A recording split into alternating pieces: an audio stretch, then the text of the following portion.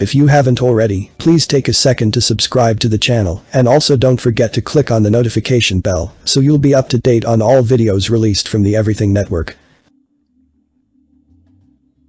Numerous police and international intelligence agencies classify the Hells Angels Motorcycle Club as a motorcycle gang and contend that members carry out widespread violent crimes, including drug dealing, trafficking in stolen goods, gun running, extortion, and prostitution rings. Members of the organization have continuously asserted that they are only a group of motorcycle enthusiasts who have joined to ride motorcycles together to organize social events such as group road trips, fundraisers, parties, and motorcycle rallies, and that any crimes are the responsibility of the individuals who carried them out and not the club as a whole. The Hells Angels founded their first chapters in New York State on December 5, 1969 by patching over the Aliens Motorcycle Gang of New York City and the Hackers Biker Gang in Rochester. Two other chapters in upstate New York were then established in Binghamton in 1975 and Troy on August 23, 1978. With additional chapters in New Rochelle and Suffolk County, the Hells Angels also have a presence in the Hudson Valley and on Long Island in the greater New York area of downstate New York. The New York City charter is among the club's largest and, along with the Cleveland chapter in Ohio, is responsible for coordinating all Hells Angels activities in the eastern United States, as well as those of chapters in Canada and Europe. The Hells Angels have formed links with the Gambino and Genovese crime families in New York City and the Buffalo crime family in western New York, providing security, transportation and narcotics transactions and contract killings for the mafia in exchange for drugs. The United States Customs Service documented cases in which the New York Hells Angels partnered the Medellin cartel in the smuggling of cocaine. The club also distributes methamphetamine in the state and smuggles marijuana into the United States from Canada through the St. Regis Mohawk Reservation. Beginning in 1969, the headquarters of the New York City chapter of the Hells Angels was a 6-story building at 77 East 3rd Street in the East Village neighborhood of the Lower East Side of Manhattan. The first floor of the building served as the clubhouse of the chapter, while the upper 5 floors contained residential apartments, mostly occupied by Hells Angels members. A police raid on the East Village headquarters of the New York City Hells Angels chapter on March 18, 1972, resulted in 5 arrests and the seizure of guns, knives, and explosive devices. The arrests of 2 Hells Angels members, Vincent Big Vinny Girolamo and Anthony Morabito, and 3 women, Wendy Stein and sisters Mary and Janet Huber, were the climax of a week-long investigation of the robbery and assault of a young Puerto Rican man, which took place in the vicinity of the Hells Angels clubhouse on March 12, 1972. Girolamo was charged with robbery and possession of brass knuckles and an imitation pistol. Stein with possession of a .38 caliber revolver and a machete, and Morabito and the Huber sisters with possession of a revolver, a bomb, a can of gunpowder, and 3 incendiary flares. 2 12-gauge shotguns and nearly 1,000 rounds of ammunition, an assortment of knives, and an illegal device for tapping telephone lines were also seized. Local residents at the time also reported that the Hells Angels had been responsible for numerous incidents of violence, threats, and harassment against various, predominantly African American, motorists and passers-by in the area during the previous 2 years.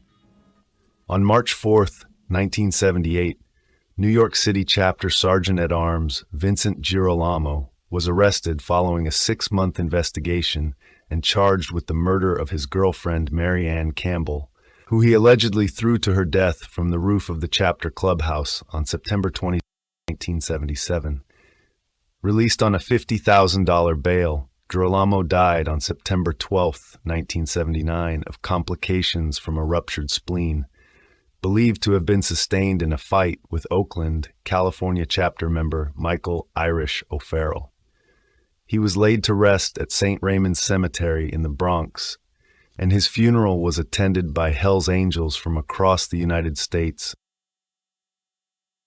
Angar Hussain, a 14-year-old Bengali immigrant, died at the Beth Israel Medical Center on July 5, 1990, a day after he was struck in the throat by metal shards from an exploding steel garbage can while watching M80 firecrackers being set off at a 4th of July block party sponsored by the Hells Angels outside the club's headquarters in the East Village. 3 other bystanders were injured, 2 seriously. Hells Angels members Anthony Morabito and John Tenuzzo were charged with second-degree murder in Hussein's death on October 22, 1990. The motorcycle club as a corporation also was indicted on the charges. Of the 2 men charged with murder, one was convicted of criminally negligent homicide, and the case against the other was dismissed. On January 28, 2007, a woman named Roberta Shalaby was found badly beaten on the sidewalk outside the Hells Angels clubhouse at 77 East 3rd Street in the East Village. The resulting investigation by the NYPD has been criticized by the group for its intensity. The police were refused access to the Hells Angels clubhouse and responded by closing off the area, setting up sniper positions, and sending in an armored personnel carrier. After obtaining a warrant, the police searched the clubhouse and arrested one Hells Angel who was later released. The group claims to have no connection with the beating of Shalaby.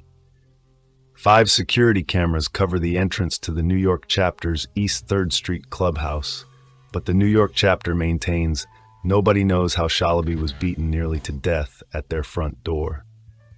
A club lawyer said they intended to sue the city of New York for false arrest and possible civil rights violations.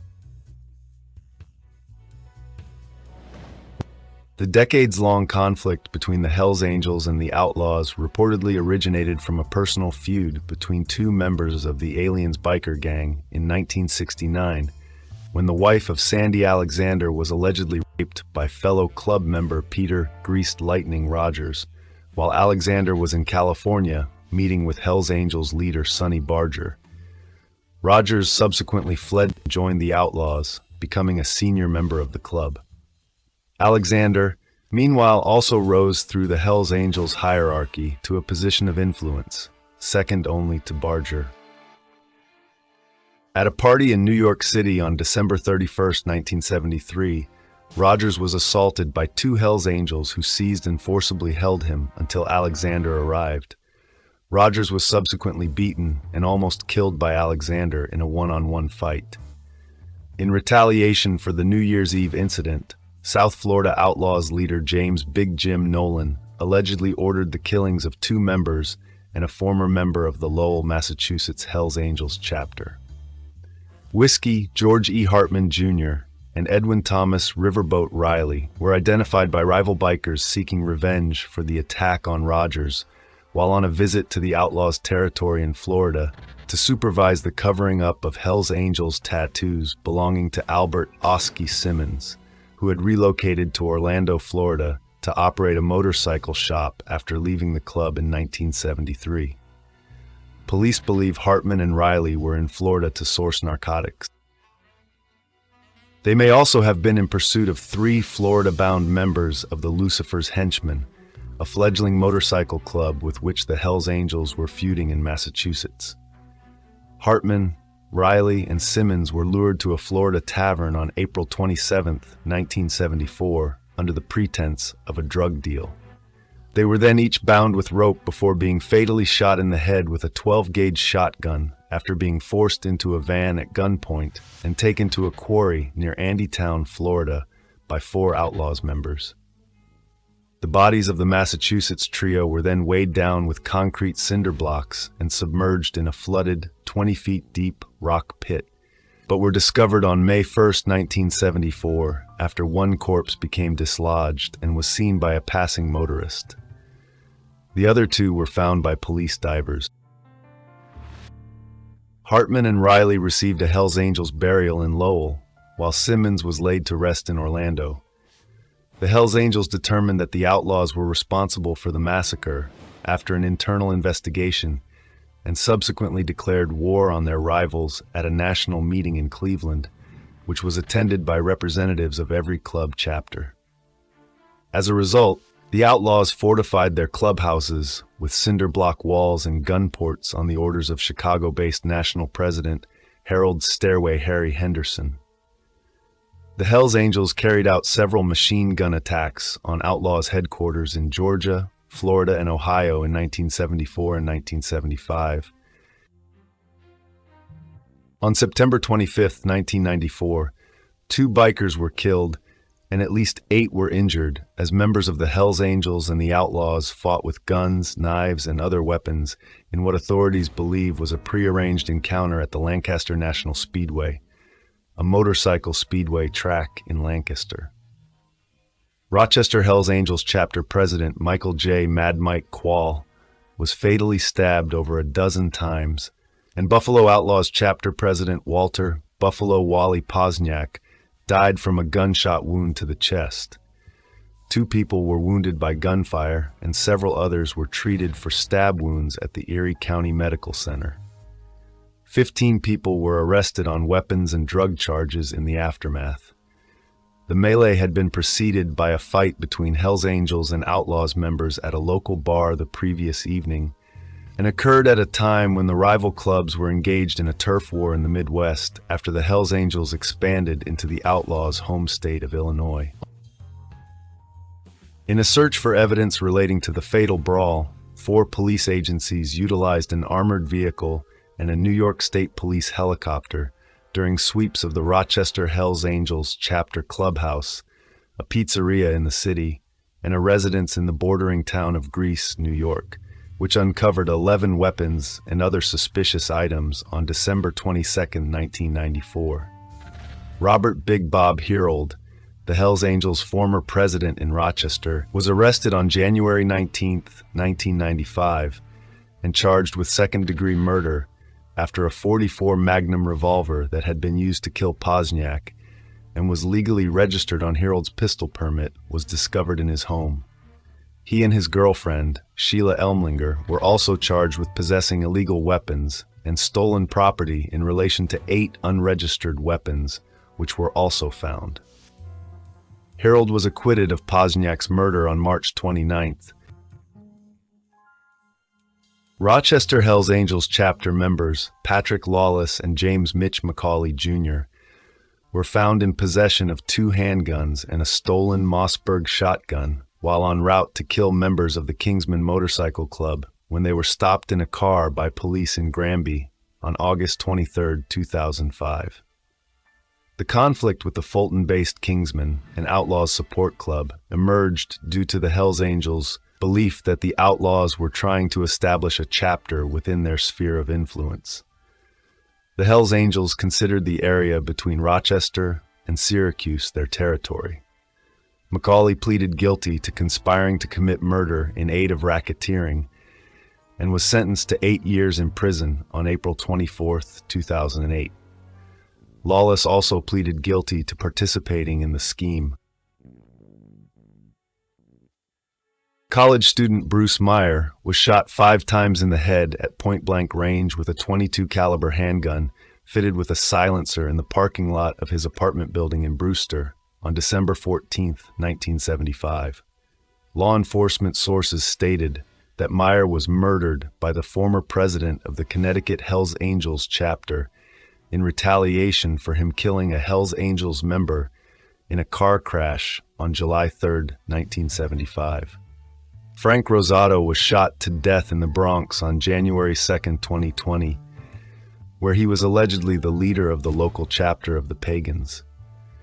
The police believe that this was in retaliation for an attack by the Pagans on the Hells Angels Bronx headquarters. Philip Diorio, a Hells Angel from Endicott, headed a cocaine ring in Broome County.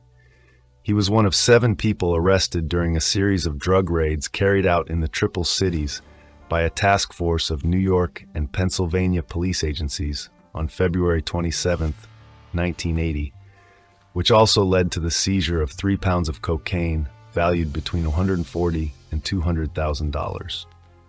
Diorio pleaded guilty on September 23, 1981, to one count of criminal possession of a controlled substance in the second degree. He was sentenced to 8 years to life imprisonment with no right of appeal. Stephen Kudo, a Hells Angels associate from Factoryville, Pennsylvania, was also convicted and sentenced on related charges. A methamphetamine trafficking network run by members and associates of the Hells Angels Rochester chapter operating in Western New York from 2002 through July 9, 2010, was dismantled after an investigation by the FBI, the Drug Enforcement Administration, the Genesee County Sheriff's Office, the New York State Police, the City of Batavia Police Department, and the Village of Leroy Police Department. James Henry McCauley, Jr., the vice president of the Rochester chapter and the leader of the drug ring, was sentenced to 25 years in prison in July of 2016.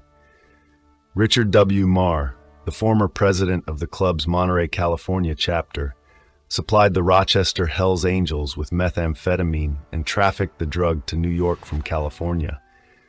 He was sentenced to 10 years in federal prison in August 2016. Rochester Hells Angels members Richard Reidman, Jeffrey Tyler, and 3 associates, Donna Boone, who was McCauley's wife, Gordon Montgomery, and Paul Griffin, pleaded guilty to drug trafficking offenses based on their roles in the conspiracy. Reidman was sentenced to 37 months in prison, Tyler to 18 months in prison, Boone to 3 years probation and 12 months of home incarceration, Montgomery to 60 months in prison, and Griffin to probation. Additionally, Rochester Hells Angels member Robert Bugsy Moran Jr. was sentenced to 18 months in prison, and Gina Tata was sentenced to 3 years probation, while Timothy Stone was sentenced to 12 months in prison on charges related to the case. The New York City chapter of the Hells Angels began manufacturing and distributing methamphetamine in mid-1978, with chapter president Sandy Alexander providing the drug formula, Vice President Howard Howie Weisbrod supplying the phenylacetone, P2P, used in the manufacturing process, and Paul Francis Casey acting as the primary manufacturer. Alexander served as the chapter's president from its inception on December 5, 1969 until March 25, 1984, and also led the club's East Coast and European chapters.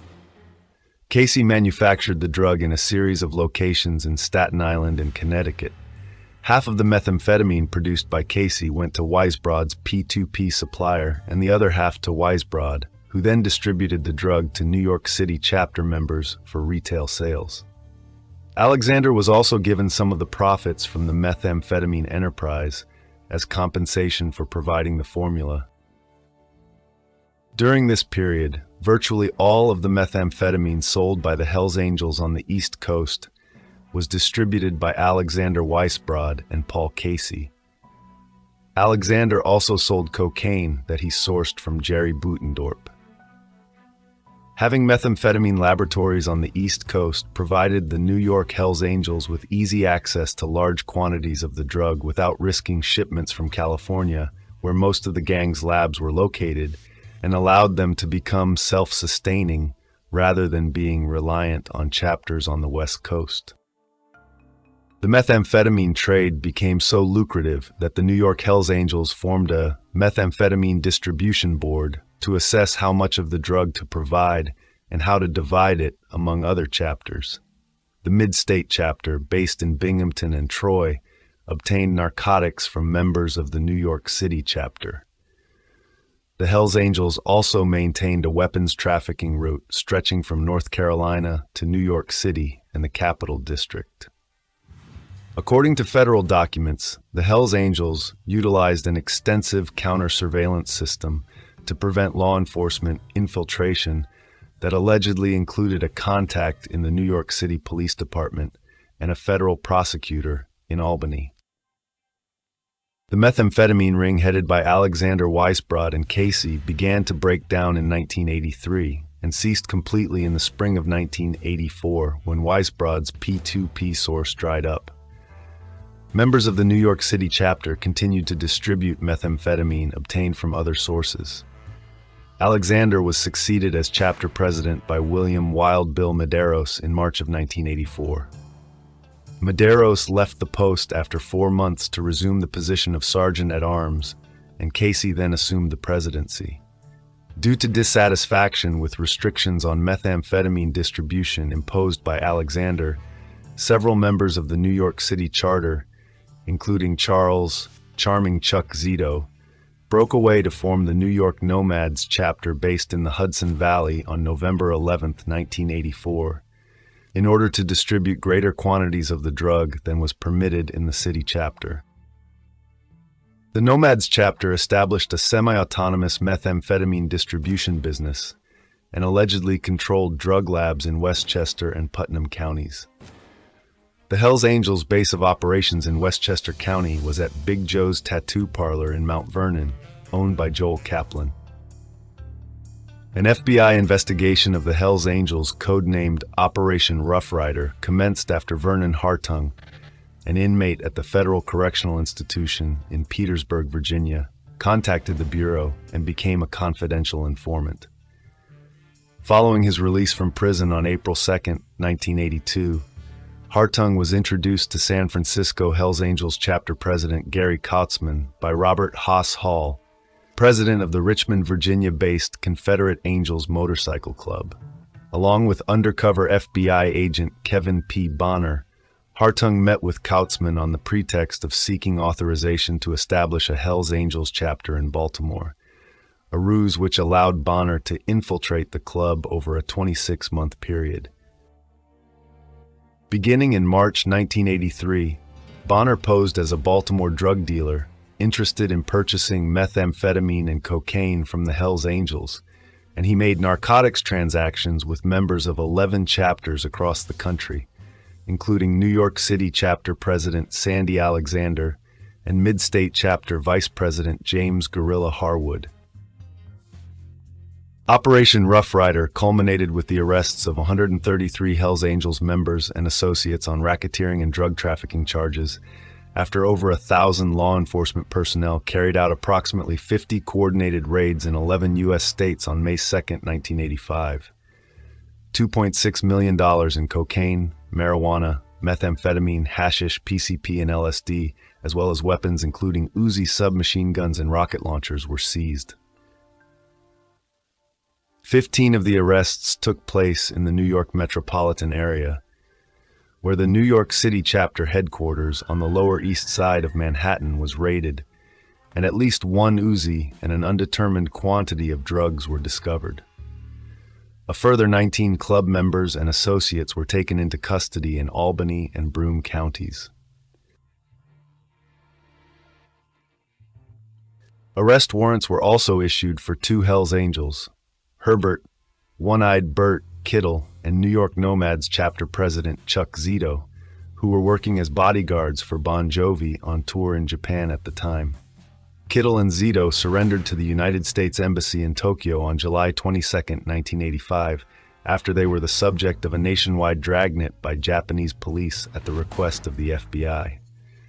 On October 14, 1985, the Tokyo High Court approved an extradition request by U.S. authorities, and after detaining the pair in a Tokyo prison for 4 months, the Japanese Ministry of Justice released them into the custody of U.S. Justice Department officials in Tokyo on October 26, 1985.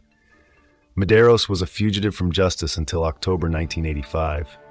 He, along with Harwood and John Pirate Miller, subsequently agreed to cooperate with the government and enter the Federal Witness Protection Program. On December 12, 1985, Alexander and Weisbrod, a Jewish Hells Angel, pleaded guilty to federal narcotics distribution charges, while Chapter Secretary Charles Newman pleaded guilty to conspiracy. Alexander was sentenced to 16 years imprisonment on February 13, 1986, and was paroled from prison in August 1993. On March 27, 1986, Mid-State members Kim Mr. Fun DeLuzio and Ronald Big Cheese Cheeseman were sentenced to 15 and 26 years imprisonment, respectively, after pleading guilty to federal racketeering and narcotics conspiracy charges. 3 associates, Janet Puffy Beam Cheeseman, James Lee, the Mayor Farragon, and Richard Piggy Serzavetto, were also given sentences of 2, 15, and 18 years for drug trafficking and extortion. Cheeseman, president of the Binghamton and Mid-State chapters, was sentenced on April 1, 1986 to an additional 6 to 18-year sentence to run concurrently after pleading guilty to first-degree sodomy, a charge stemming from a video cassette showing him engaged in sexual acts with a 7-year-old boy and an 11-year-old girl, found when federal, state, and local authorities searched his residence. The same day, 7 other Hells Angels members and associates, Orville Dates, Philip Kramer, Raymond Butch Lindsay, John the Baptist LaFranco, Patty Milhome Root, Maureen Mo Pompey, and Martin Tiny Pulver, were sentenced to prison terms of between 6 months and 23 years in the U.S. District Court for the Northern District of New York in Albany after pleading guilty to various federal charges. LaFranco, a professional boxer and high-ranking member of the Nomads chapter, had pled guilty to 3 conspiracy counts for racketeering, narcotics, and extortion conspiracy on February 3, 1986, and was paroled from prison in 1994 after serving 9 years of a 23-year sentence. Zito pleaded guilty to 1 felony drug count in late 1986 and was sentenced to 10 years imprisonment. His sentence was reduced to 7 years in 1988, and he ultimately served 6 years in federal prison. Casey pleaded guilty to conspiracy, manufacturing, and distribution on November 2, 1987. Brendan Manning, who succeeded Casey as New York City chapter president, was convicted on December 11, 1987, of conspiracy and distribution of methamphetamine. In an effort to seize the Hells Angels New York City chapter clubhouse, the federal government filed a complaint against the building on May 1, 1985, alleging that it was subject to forfeiture under federal drug forfeiture laws, which had been amended by Congress on October 12, 1984, to permit forfeiture of real property used for narcotics-related activities. Sandy Alexander, his wife Colette Alexander, and the Church of Angels, a moniker under which the Angels was incorporated as a non-profit religious organization in New York State, subsequently intervened as claimants in the action. On February 4, 1994, after an approximately 5-week trial, a jury returned a verdict in favor of the claimants, who they determined had proven that the premises was not used or intended to be used to commit or to facilitate the commission of a felony drug violation between October 12, 1984 and May 2, 1985.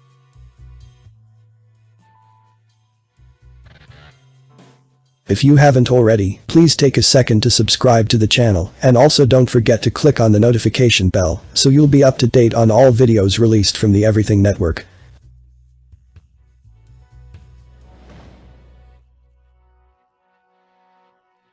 You're watching the Everything Network.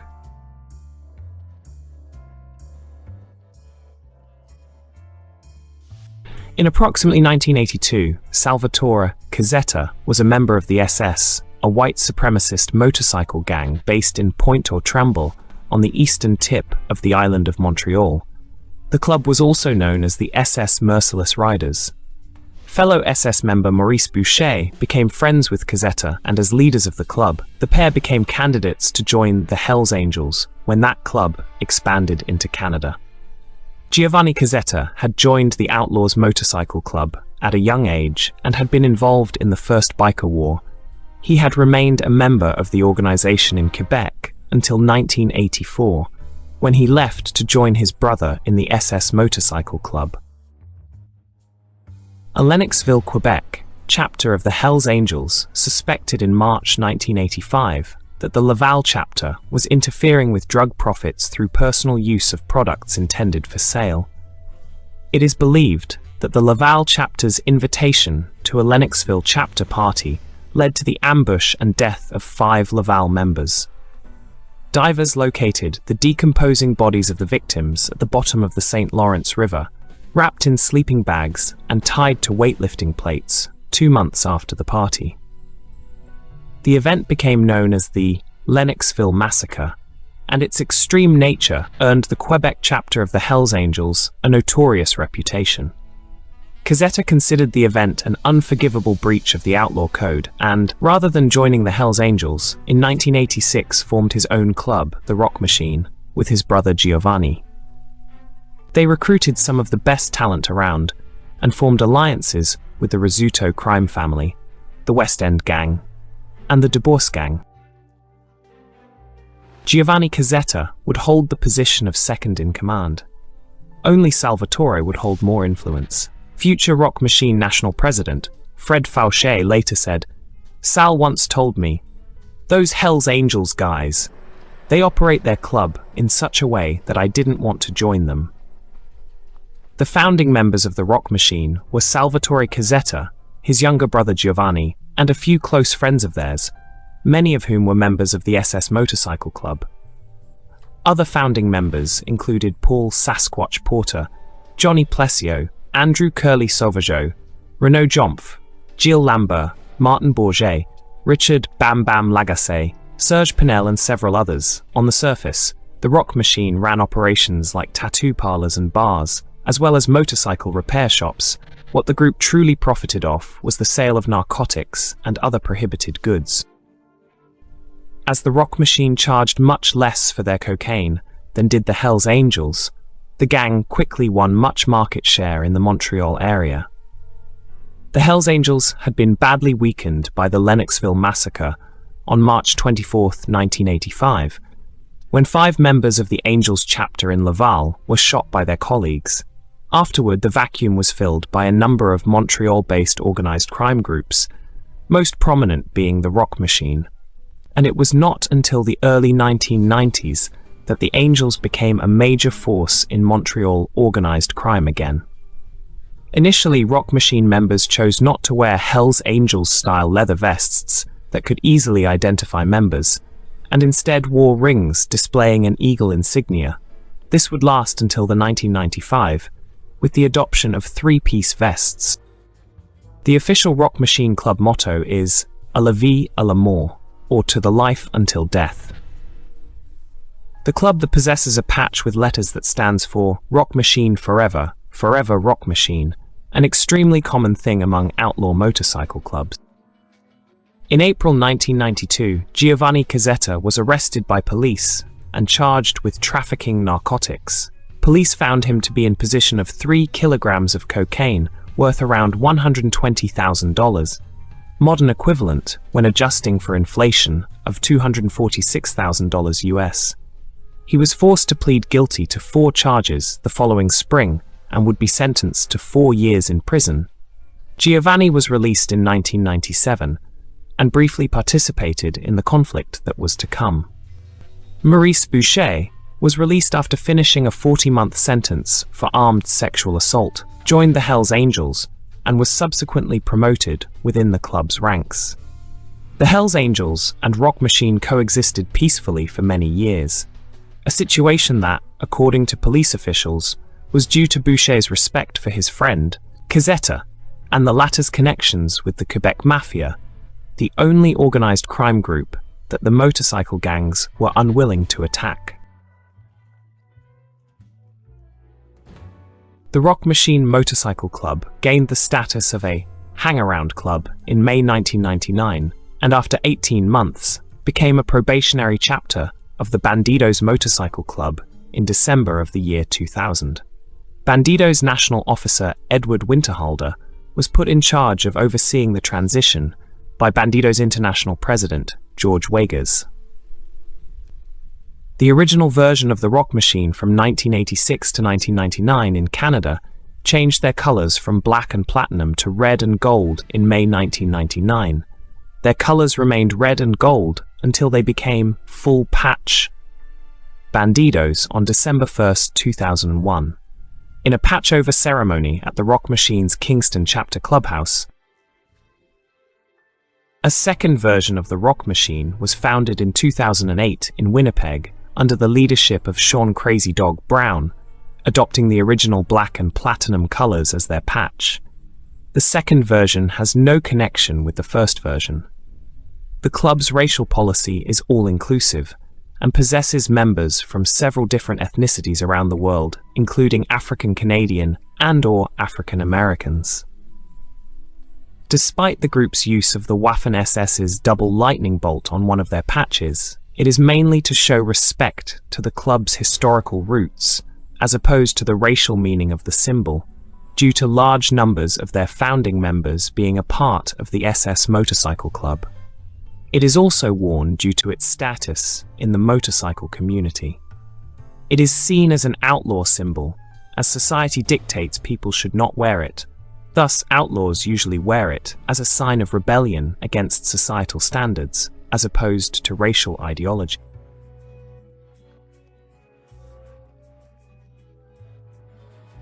Founder of the Rock Machine Motorcycle Club, Salvatore Cazzetta was arrested at a pit bull farm located in Fort Erie, Ontario, during 1994.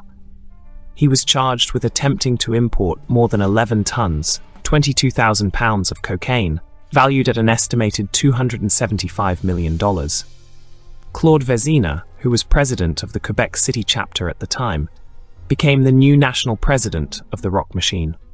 Renaud Jomph was made president of the Montreal chapter, while Marcel Demers became the president of the Quebec City chapter, until eventually opening the Beauport chapter in late 1996. Recently promoted Hells Angels Montreal president Boucher began to increase pressure on the Rock Machine shortly after the arrest, which initiated the Quebec Biker War. The local Rock Machine Motorcycle Club formed an affiliation, the Alliance, with Montreal crime families such as the Pelletier Clan, Dark Circle, and other independent dealers who wished to resist the Hells Angels' attempts to establish a monopoly on street-level drug trade in the city. A violent turf war ensued with the Hells Angels.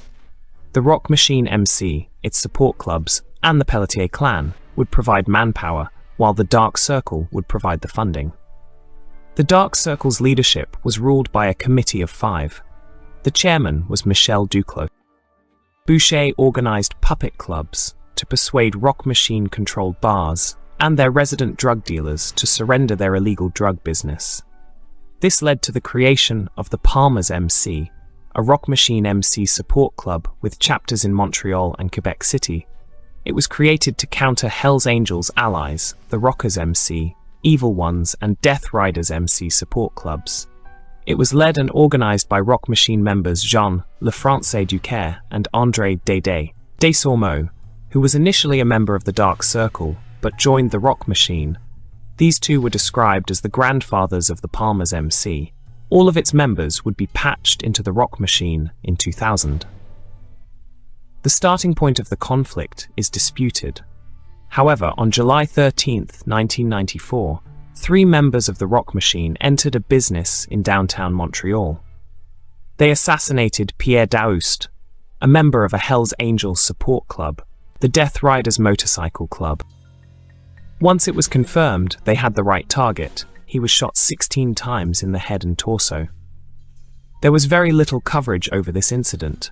However, many in Montreal's underground knew that the Rock Machine was defending its territory months before the death of Daoust.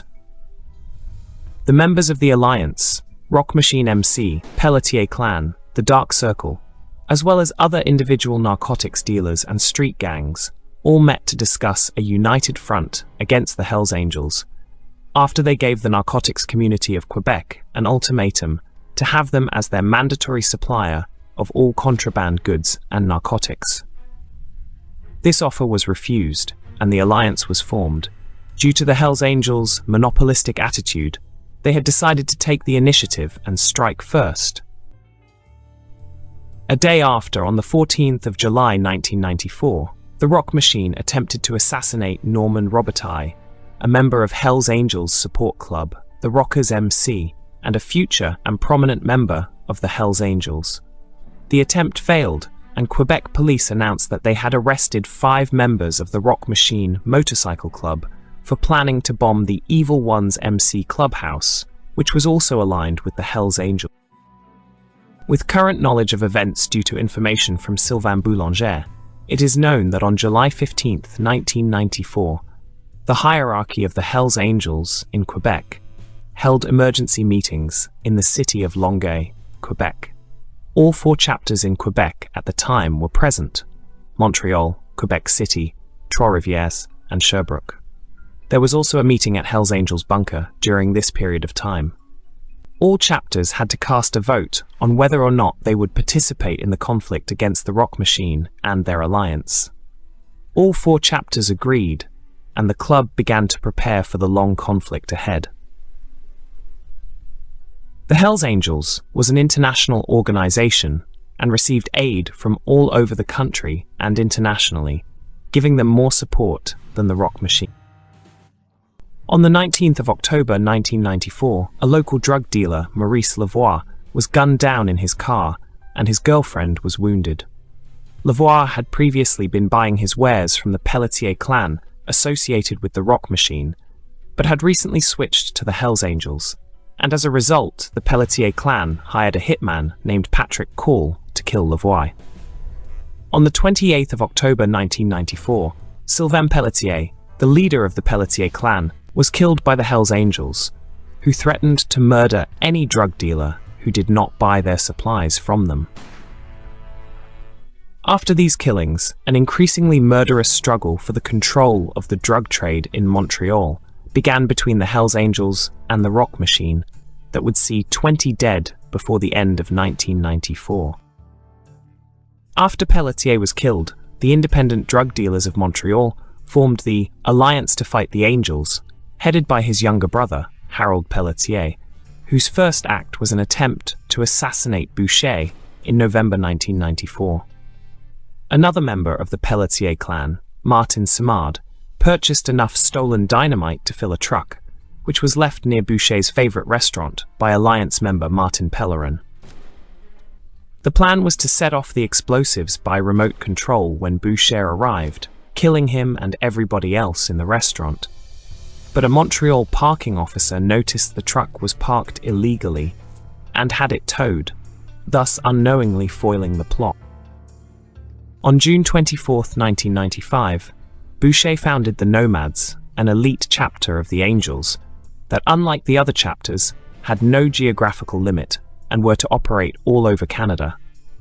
To join the Nomads, applicants were required to commit murders, which ensured that no undercover police agents could enter the Nomads chapter. Additionally, only the highest quality Angels who had proven themselves could join the Nomads.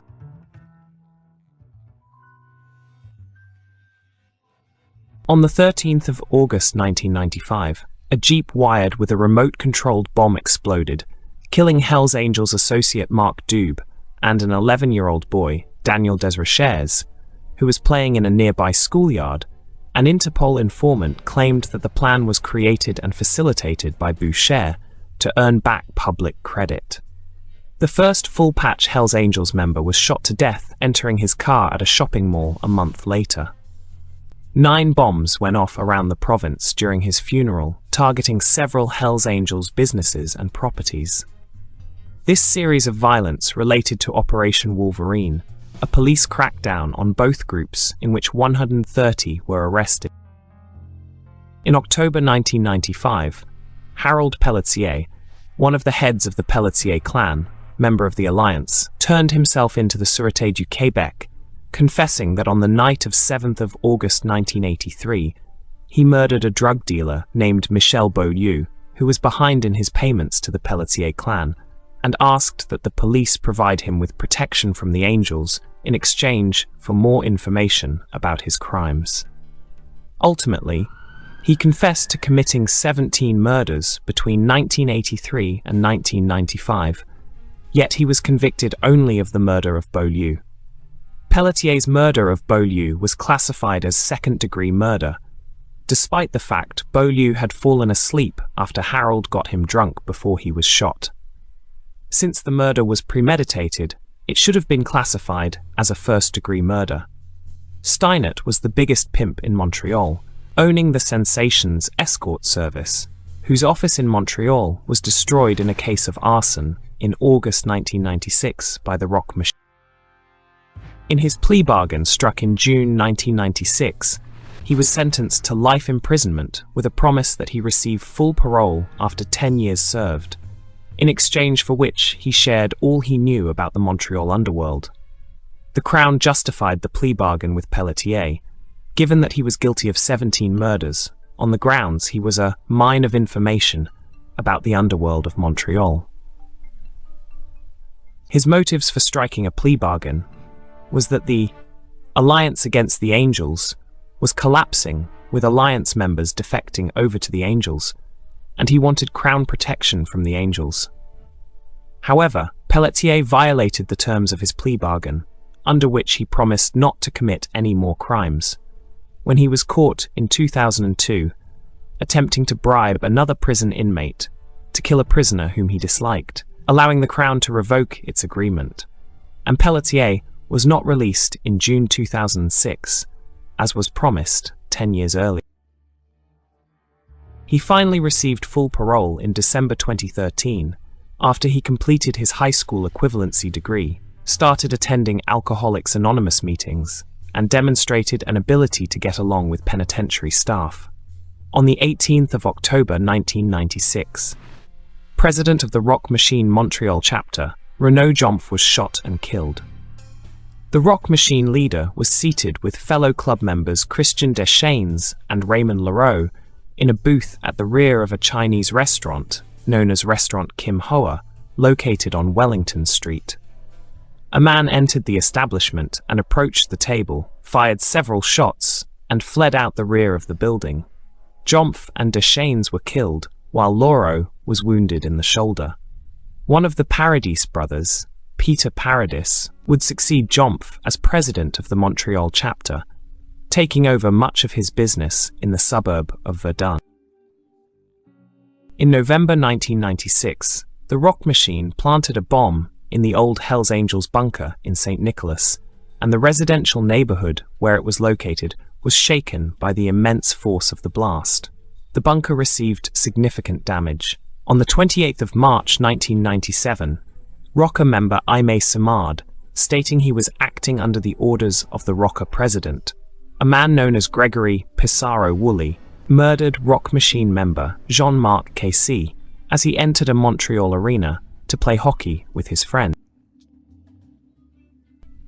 In early 1997, Giovanni Cazzetta was released from prison.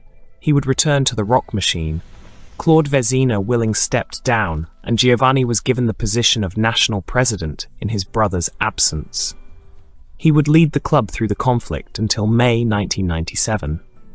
In May, Giovanni was subject to a police sting in which a man from Alberta attempted to purchase 15 kilos of cocaine, valued at $600,000. This individual turned out to be an informant for the Crown.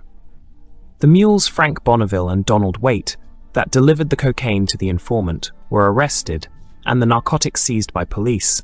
Matix, Bonneville and Waite pled guilty on 17th of June 1997 and were sentenced to 3, 4, and 2 years respectively. Claude Vezina would be momentarily reinstated as national president of the Rock Machine. Giovanni attempted to fight the charges brought against him. However, he would lose these appeals. He was sentenced to 5 years prison time in April 1998. While Maria Cazzetta, Giovanni's sister, and Suzanne Poudrier received 1-year conditional sentences.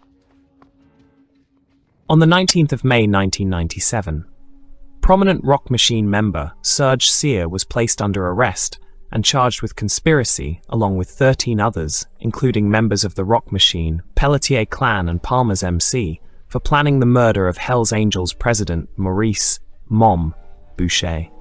A stolen van loaded with explosives was discovered outside the Cry Cree restaurant on St. Catherine Street.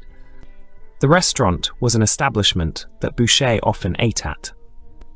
Cyr gained reputation from this, and after the December 2000 arrests, he was promoted to president of the Montreal chapter. Cyr was released soon after, with the condition that he would report to police once a week. which he never did.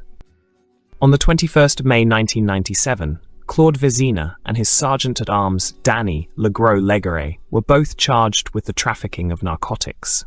In order to conduct his arrest, police had to sneak by guard dogs that he had located on his property. They entered his home and arrested him in his bedroom. This was all the result of a sting operation set up by the Quebec police. A police informant had completed 7 transactions of narcotics with the 2 members of Rock Machine during a 5-month period.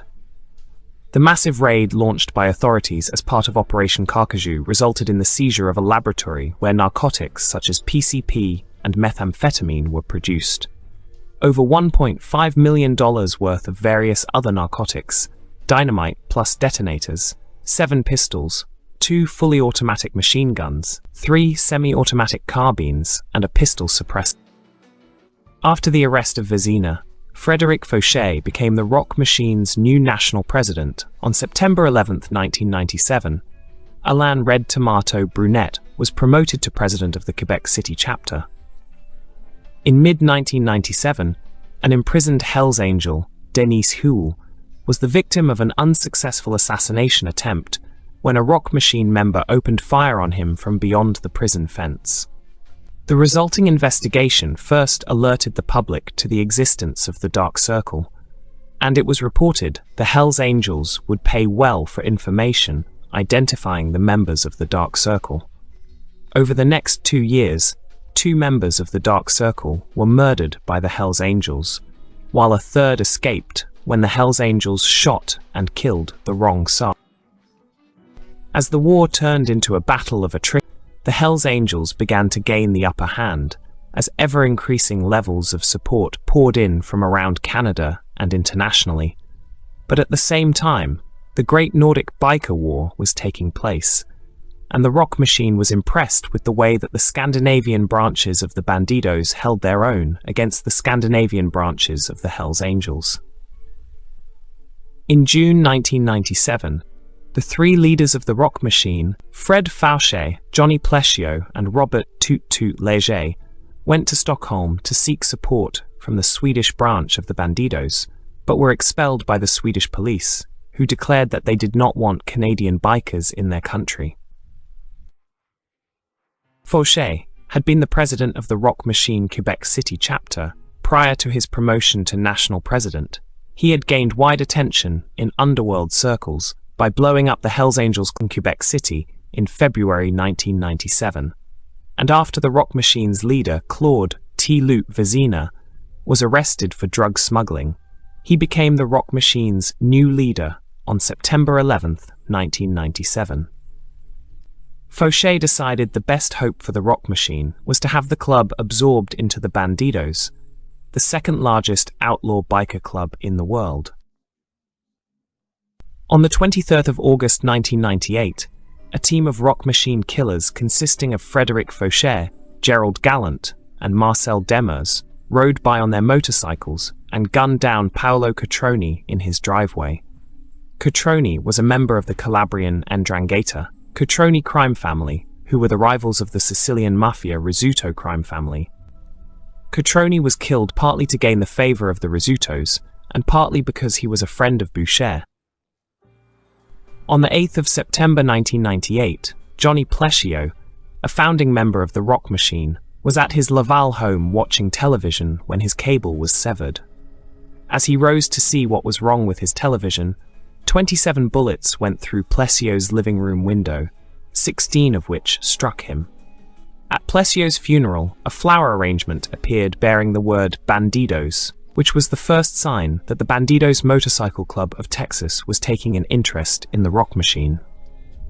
On October 28, 1998, police arrested 25 Rock Machine members and associates as they were eating dinner in the restaurant of a downtown hotel.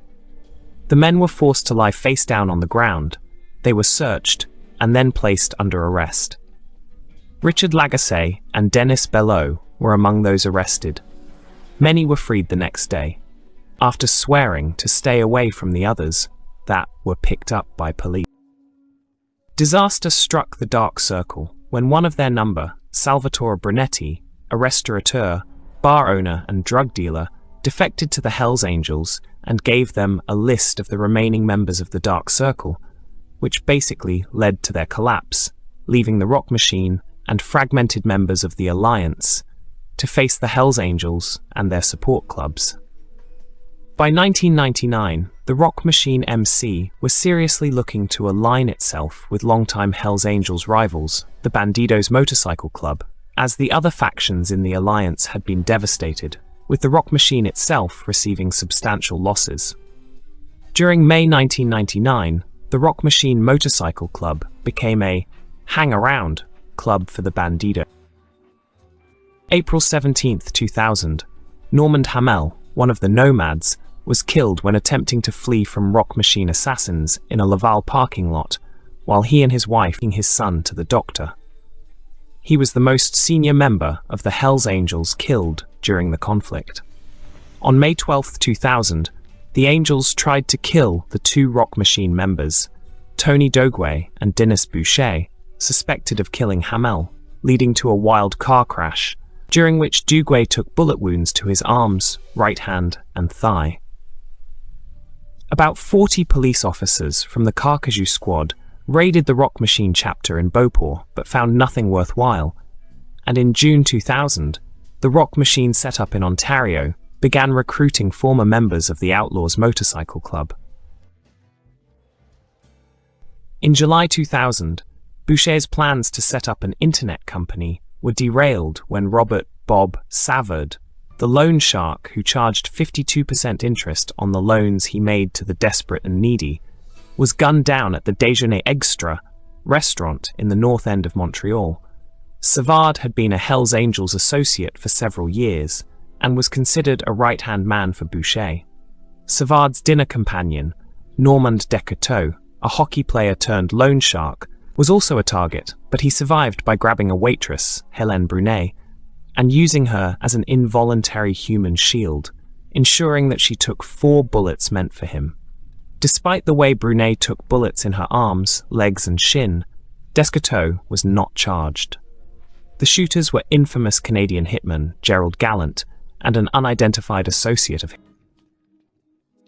Gallant was employed by Michel Duclos, the leader of the Dark Circle, and also frequently carried out contracts for the Rock Machine during the conflict with the Hells Angels. From 1980 to 2003, he was responsible for 28 murders and 13 attempted murders. His most active years were during the Quebec Biker War, where he killed 2 members of Hells Angels support clubs in 1997, and a third survived an assassination attempt. In 1998, when he eliminated 5 men, including Paul Catroni Jr., son of deposed mob boss Frank Catroni, making 1998 his most prominent year as a hitman, he also at periods worked for the Irish-Canadian West End gang. During this period, both groups started to expand into Ontario, with both opening several clubhouses. The Rock Machine would open 3 chapters in Ontario, Toronto, Kingston and Niagara Falls. The loners had aligned themselves with the Rock Machine, holding a party in Toronto in June 2000 that was attended by dozens of machinists, as the Rock Machine are known in outlaw biker circles. Also in June 2000, before the Hells Angels. Not wanting to lose ground to the Rock Machine in the province, Hells Angels opened its first clubhouse and in 2000 and gave a limited-time offer to outlaw motorcycle clubs in Ontario, especially Satan's Choice and the Paradise Riders. There would be no probationary period for Hells Angels Club membership, and all members would receive full patch. This resulted in 168 members of the Paradise Riders, Satan's Choice, Lobos and Last Chance, patching to the Angels. Overnight, the Hells Angels went from 1 chapter in Ontario to 14, giving them a massive advantage in the province. This gave the Hells Angels 29 chapters in total, with 418 full-patch members in Quebec, Ontario, Nova Scotia, Manitoba, Saskatchewan, Alberta, and British Columbia. On the 6th of December 2000, 255 police officers tracked and arrested 16 Rock Machine members and associates on narcotics trafficking charges. The Ring, operated by Marcel Dimmers, leader of the Beauport chapter, and National President Fred Fauché of the Quebec City chapter, were accused of distributed more than 2 kilograms of cocaine a month and generated almost $5 million in profits. Alain Brunet would he promoted to the position of national president until he became the first president of Bandidos Canada on December 1, 2001. Jean-Claude Belanger would replace Brunet as president of the Quebec City chapter. Robert Léger would head the Beauport chapter until his death. Also in December 2000, the Rock Machine officially became a probationary club of the Bandidos. Seeing the division, this caused the Hells Angels would approach the alliance with the offer of a ceasefire brokered by the Rizzuto crime family, which was accepted. The truce had an ulterior motive for the Hells Angels as they hoped to halt the expansion of the Bandidos in Canada, especially Ontario. The Hells Angels would also convince members of the Rock Machine who did not agree with the patch over to join them. The truce would last for only a brief period before hostilities continued. Most of the Rock Machine's Ontario members joined the Hells Angels. The Hells Angels national president, Walter Stadnick, offered the Hells Angels membership to the Rock Machine's Kingston and Toronto chapters, while excluding the London chapter, saying that the members of the London chapter were unqualified to be Hells Angels. Most of the Ontario members of the Rock Machine took up Stadnick's offer, as it was felt that the Bandidos patch with its cartoonish drawing of a Mexican bandit was silly. Furthermore, Stadnick offered Hells Angels membership on a patch-for-patch basis, allowing members to trade their current patches for equivalent Hells Angels, while the Bandidos required new members take a reduction in rank. Paul Sasquatch Porter, a founding member of the Rock Machine and the president of their Kingston chapter, wrote on the wall of the clubhouse, "Hello to all the RMMC. I wish you the best with your new colors. By my brothers." Porter became the president of the Hells Angels' new Ottawa chapter. The fact that the Hells Angels had conspired to kill Porter when he was a member of the Rock Machine did not stop him from defecting. Regardless of the prior issues, on December 1, 2001, the Rock Machine Motorcycle Club became official members of the Bandidos Canada in a patch-over ceremony at the Rock Machine's Kingston chapter clubhouse. The Bandidos Canada inherited 7 new chapters: Montreal, Quebec City, Pointe-aux-Trembles, Beauport, Toronto, Kingston, and Niagara Falls. On March 28 of the same year, a massive investigation by Canadian authorities dubbed Operation Springtime was launched against the Hells Angels. The raids resulted in the arrests of 138 members of the Hells Angels, including Maurice Boucher himself and associates connected with the motorcycle club. This brought about a power vacuum in the country's narcotics market. The Bandidos Canada were looking to take advantage of this opportunity to regain territory lost and take new territory from the Hells Angels. However, a concurrent investigation, Operation Amigo, was underway targeting the Bandidos Canada operations. This operation had initially gone under a different title and was created to target the Rock Machine as a result of the conflict in Quebec. When the Rock Machine patched over to the Bandidos, they became the main focus. On the 5th of June 2002, raids led to the arrests of 62 members of the Bandidos Canada Rock Machine, including all of its Quebec manpower and many other associates. This put an end to the conflict, as it was the first time since the start of the war that both sides had large numbers of men and their respective leaders in custody and facing charges. All in all, it is the deadliest recorded biker conflict in history, with over 162 dead, over 300 wounded, 100 plus arrested, and 20 people missing. It also cost the government of Canada and Quebec millions of dollars in damages, with 84 bombings and 130 cases of arson. You're watching the Everything Network. The Bandidos Motorcycle Club was founded by 36-year-old dock worker Donald Eugene Chambers on March 4, 1966, in San Leon, Texas. Chambers named the club in honor of the Mexican bandits who lived by their own rules, and he recruited members from biker bars locally in Houston, as well as in Corpus Christi, Galveston, and San Antonio. Like other outlaw motorcycle clubs, they call themselves one-percenters, a phrase coined by the former president of the American Motorcyclist Association, who once stated that 99% of motorcyclists were law-abiding citizens and 1% outlaws. By the early 1970s, the club had over 100 members, including many Vietnam War veterans. Ronald Jerome Hodge took over from Chambers as the Bandidos president in 1972. Hodge was nicknamed Mr. Prospect because of the short amount of time in which he was awarded his club membership, and he later became known as Stepmother in deference to Chambers' moniker, Mother. Under Hodge's leadership, the Bandidos became an international motorcycle club when the first foreign chapter was established in Sydney, Australia in 1983. The Australian branch was founded by Anthony Mark Spencer, who had previously encountered Bandidos members during a visit to the United States. Hodge was sentenced to 5 years in prison in December 1988 for conspiring to bomb homes and automobiles belonging to members of a rival club, and he died of heart disease in 1992. In 1989, the club was established in Europe when a chapter was formed in Marseille, France. 16. Subsequent expansion into the Nordic countries in the 1990s led to a violent feud with the Hells Angels.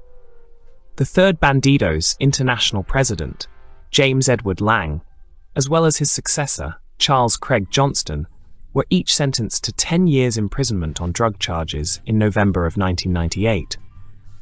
George Wegers, who served as international president between 1998 and 2005, was convicted of racketeering charges in October 2006.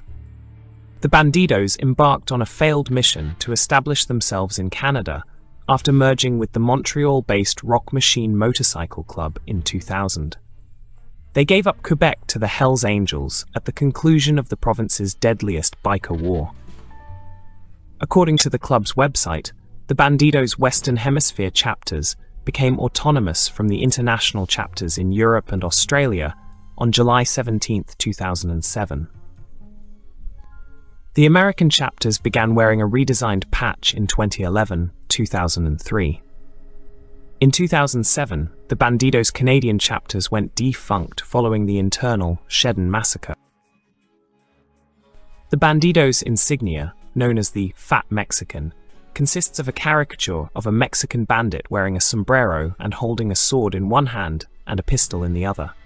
The design is credited to the club's founder, Donald Chambers. The Fat Mexican bears a resemblance to the Frito Bandito, a cartoon mascot of the Fritos corn chips brand, and according to Bandidos lore, Chambers took the club's name and logo from the mascot. However, the Frito Bandito was not developed until 1967, the year after the Bandidos foundation. In addition to the Fat Mexican and diamond-shaped one center emblems, club members also wear other patches on leather or denim vests, known as colors. These patches consist of red lettering displayed on a gold background. The Bandidos color scheme was inspired by that of the United States Marine Corps and chosen by Chambers, a Marine Corps veteran of the Vietnam War. Patches denoting a member's rank and chapter are worn, as are various other patches which have specific meanings. Although the particular meaning of each patch is not publicly known, various law enforcement agencies have identified Bandidos patches which they believe are related to criminal activity. For example, police have reported that the Expect No Mercy patch is awarded to those who have committed murder on behalf of the club, while the TCB, Taking Care of Business patch is worn by club officers and nomads. Similar to the Expect No Mercy patch, the CDG, Coup de Grace patch reportedly signifies a member who has committed a significant act of violence. The Bandidos' mottos include, "Cut one, we all bleed," God forgives, bandidos don't. Our colors don't run, and we are the people our parents warned us about. Another, more generic, saying of the club is, Bandidos forever, forever bandidos. Bandidos members must be male and own at least one Harley-Davidson motorcycle, although other American-made motorcycles can also be allowed. Prospective members must undertake a 3-stage process before being initiated, beginning as a hang-around, before becoming a prospect, and then probation. The length of this process is decided by each chapter president and ends when the chapter's members vote unanimously to allow the probationary member to enter the club. A screening process is carried out to prevent infiltration by law enforcement. Upon joining the Bandidos, each member must sign their motorcycle over to the club. Each club chapter follows a structured hierarchy with a president, vice president, sergeant-at-arms, road captain, and secretary/treasurer. Members must abide by various bylaws, such as not wearing the club patch while riding in a car or truck, and are required to attend meetings called church 4 times per month. These rules also dictate that any member who fails to attend mandatory group motorcycle rides is fined and must forfeit the title of his motorcycle. Another requirement is that bandidos must follow the philosophy, all members are your brothers and your family, and must not fear authority and have a general disdain for the rules of society. Any member who cooperates with law enforcement, for example, is susceptible to disciplinary action. All bandidos' regalia, including tattoos, is considered club property. Membership fees are required and are used to cover club expenses, such as funeral costs, and contribute to a legal defense fund. Club bylaws state that any member who commits suicide will not receive a bandido's funeral. The Bandidos have an estimated membership of between 2,000 and 2,500 worldwide. In the United States, the majority of the club consists of white and Hispanic males. The Bandidos Motorcycle Club is organized by local chapters, with state and regional officers, as well as a national chapter made up of 4 regional vice presidents and a national president. The leadership of the club consists of an international president, known as El Presidente, who has authority over every club chapter. The club also has nomad chapters, made up of members not bound by geographical location, which are responsible for security, counterintelligence, and internal discipline. The Bandidos Mother Chapter is based in Houston, Texas. The club has 303 chapters worldwide, located in 22 countries in North America, Oceania, Europe, and Asia. If you haven't already, please take a second to subscribe to the channel, and also don't forget to click on the notification bell, so you'll be up to date on all videos released from the Everything Network.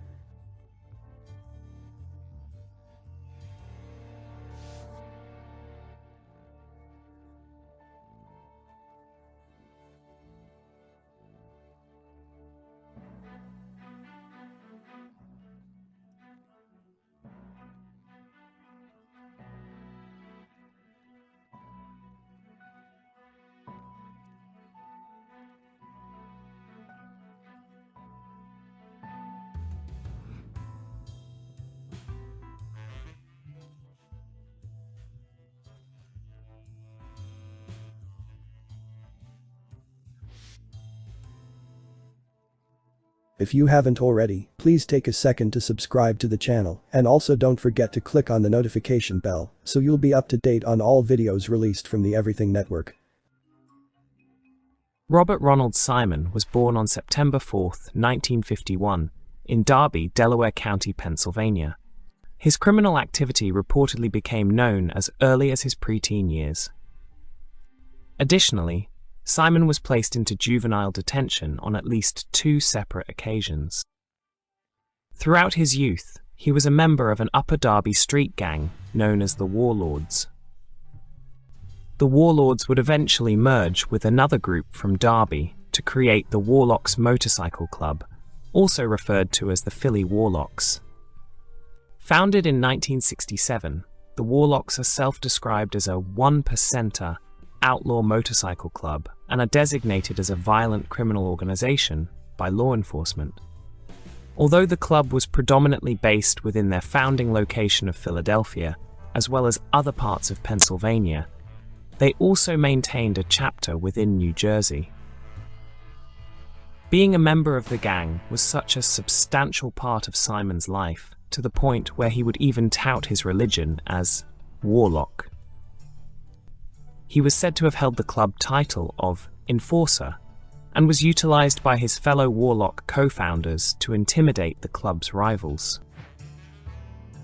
The Warlocks menaced the state of Pennsylvania during the 1970s, and Simon was often described as an ill-tempered and especially dangerous member by those who knew and encountered him.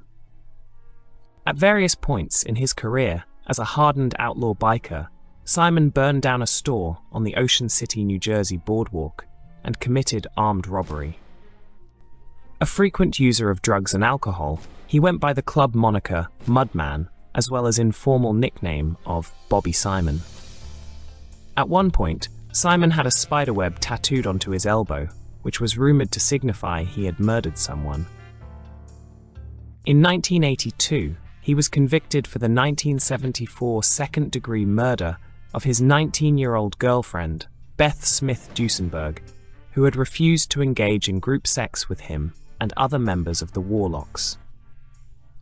According to his fellow Warlock bikers, Simon talked about having sexual intercourse with Duesenberg's mummified corpse after he buried it in a water-filled strip mine near Hazleton, and even hoped to decorate his jail cell with physical photographs of such evidence.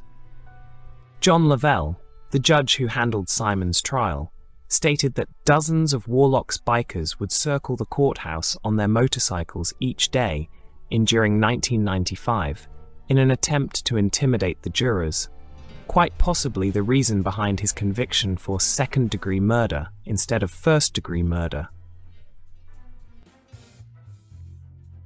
Robert subsequently received a 10 to 20-year sentence for the homicide and was initially housed at State Correctional Institution, Graterford, but later transferred.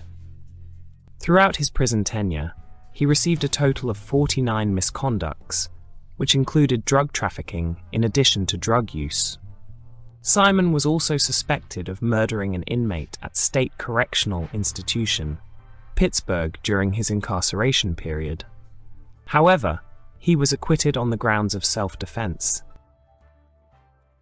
On January 21, 1993, the Pennsylvania Board of Probation and Parole, PBPP, denied a parole application they received from Simon, citing his high risk of continued involvement with the Philly Warlocks, along with his need for substance abuse treatment. Despite this, he was classified as merely a low risk on parole assessment documents. After a total 3 parole rejections, Simon was recommended for parole in November 1994 by a PBPP hearing examiner under the condition that he abstain from alcohol and avoid contact with the Warlocks Motorcycle Club. Suspiciously, it is known that one of the club's members began to make arrangements for Simon's living arrangements even before Simon's parole was approved. Robert was paroled in February 1995, having served a total of 12.5 years of prison time. With approval from the New Jersey Parole Board, he settled at Black Horse RV Trailer Park in Williamstown, New Jersey, when released. The property was owned by Marianne Mihalik, who lived with her daughter right across from Simon's trailer home at 3944 South Black Horse Pike. As claimed by Mihalik, they both had been unaware of Robert's homicidal history, as he misled them to believing he was just a reformed drug dealer. Unbeknownst to the parole board's officials, the Warlocks Motorcycle Club had quite the presence within the area, which was even regarded to be a stronghold for the biker gang. Furthermore, Simon's trailer home residence was only a few feet from a bar known to be frequented by Warlocks bikers. Simon continued to use drugs and associate with the Warlocks MC, in violation of his parole conditions. On May 6, 1995, Robert Simon, along with the vice president of the Warlocks South Jersey chapter, Charles "Shovel" Staples, were both sitting in a car in Franklin Township, Gloucester County, New Jersey, when they were pulled over by 15-year Franklin Township police veteran Hipólito Lee Gonzalez as part of a routine traffic stop. Earlier that day, a nearby environmental heating building had been burglarized, and the vehicle occupied by both men was situated within the vicinity. Sergeant Gonzalez exited his patrol cruiser and proceeded to question the vehicle's occupants. While examining Simon's social security card and Staples' driver's license, he requested for backup on his police radio. After doing so, one of the two Warlock bikers shot Gonzalez a total of 2 times. The first bullet passed through the side of his neck, knocking the officer to the ground. The second and final gunshot entered Gonzalez's skull behind his right ear, lodging itself within his brain. In a haste, Staples immediately drove himself and Simon away from the area, but was soon pursued by nearby police officers who had heard the 2 gunshots on Sergeant Gonzalez's radio request for backup. At an eventual point during the chase, Staples managed to lose control over the car and crashed it into a guardrail. Simon promptly departed from the vehicle's passenger side and attempted to flee the area on foot, whilst aiming his gun at one of the responding police officers who was ordering him to halt. After refusing to abide the warning, the officer shot Simon in the leg, which caused him to flip over the guardrail and surrender to the authorities thereafter. Simon and Staples were then taken into police custody. Evidence collected from the car confirmed that the 2 gang members were, in fact, the ones who had robbed Environmental Heating Building. Franklin Township Police Sergeant Hipólito Gonzalez died the following day via the gunshot wounds sustained from the incident. A firearms expert would later testify that the weapon found near Simon when during his apprehension was the same one used to kill Gonzalez. Despite pressure from his fellow Warlocks, Simon eventually confessed to the crime and, as a result, was sentenced to death by the state of New Jersey in April 1997. According to some reports, Robert Simon had a reputation for taunting fellow inmates at New Jersey State Prison, and apparently selected a convict named Ambrose Harris, who had been on death row for kidnapping and killing 22-year-old artist Kristen Huggins in 1992. Harris and Simon had been assigned to side-by-side cells in the facility's capital sentence unit. On September 7, 1999, a reported fistfight broke out between Harris and Simon while the pair were in one of the prison recreational areas. Harris repeatedly kicked and stomped Simon before jumping from a table's stainless steel stool and landing on his head, fatally crushing Simon's skull. Harris was charged with murder, but acquitted on the grounds of self-defense. He later died in 2020.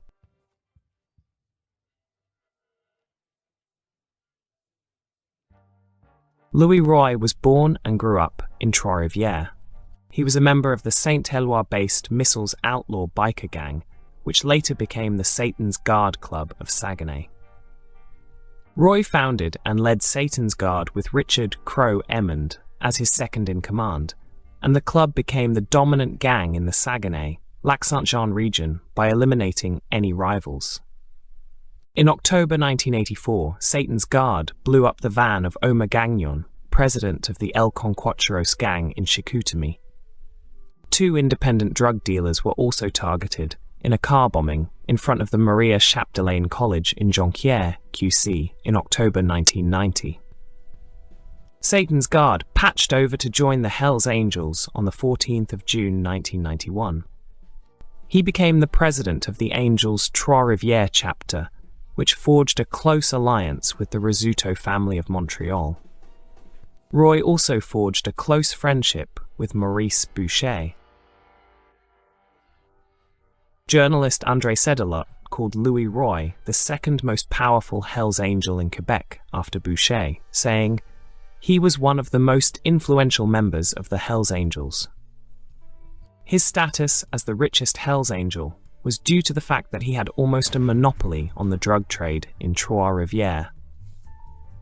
He was also very active in selling cocaine throughout Quebec, making him into one of the most important drug dealers in La Belle Province.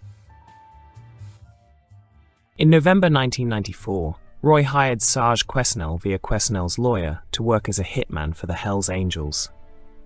After his release from prison, Quesnel's lawyer introduced him to Roy. Roy told Quesnel that in exchange for working as a hitman, he would be paid $500 per week, with a commission of at least $10,000 per murder.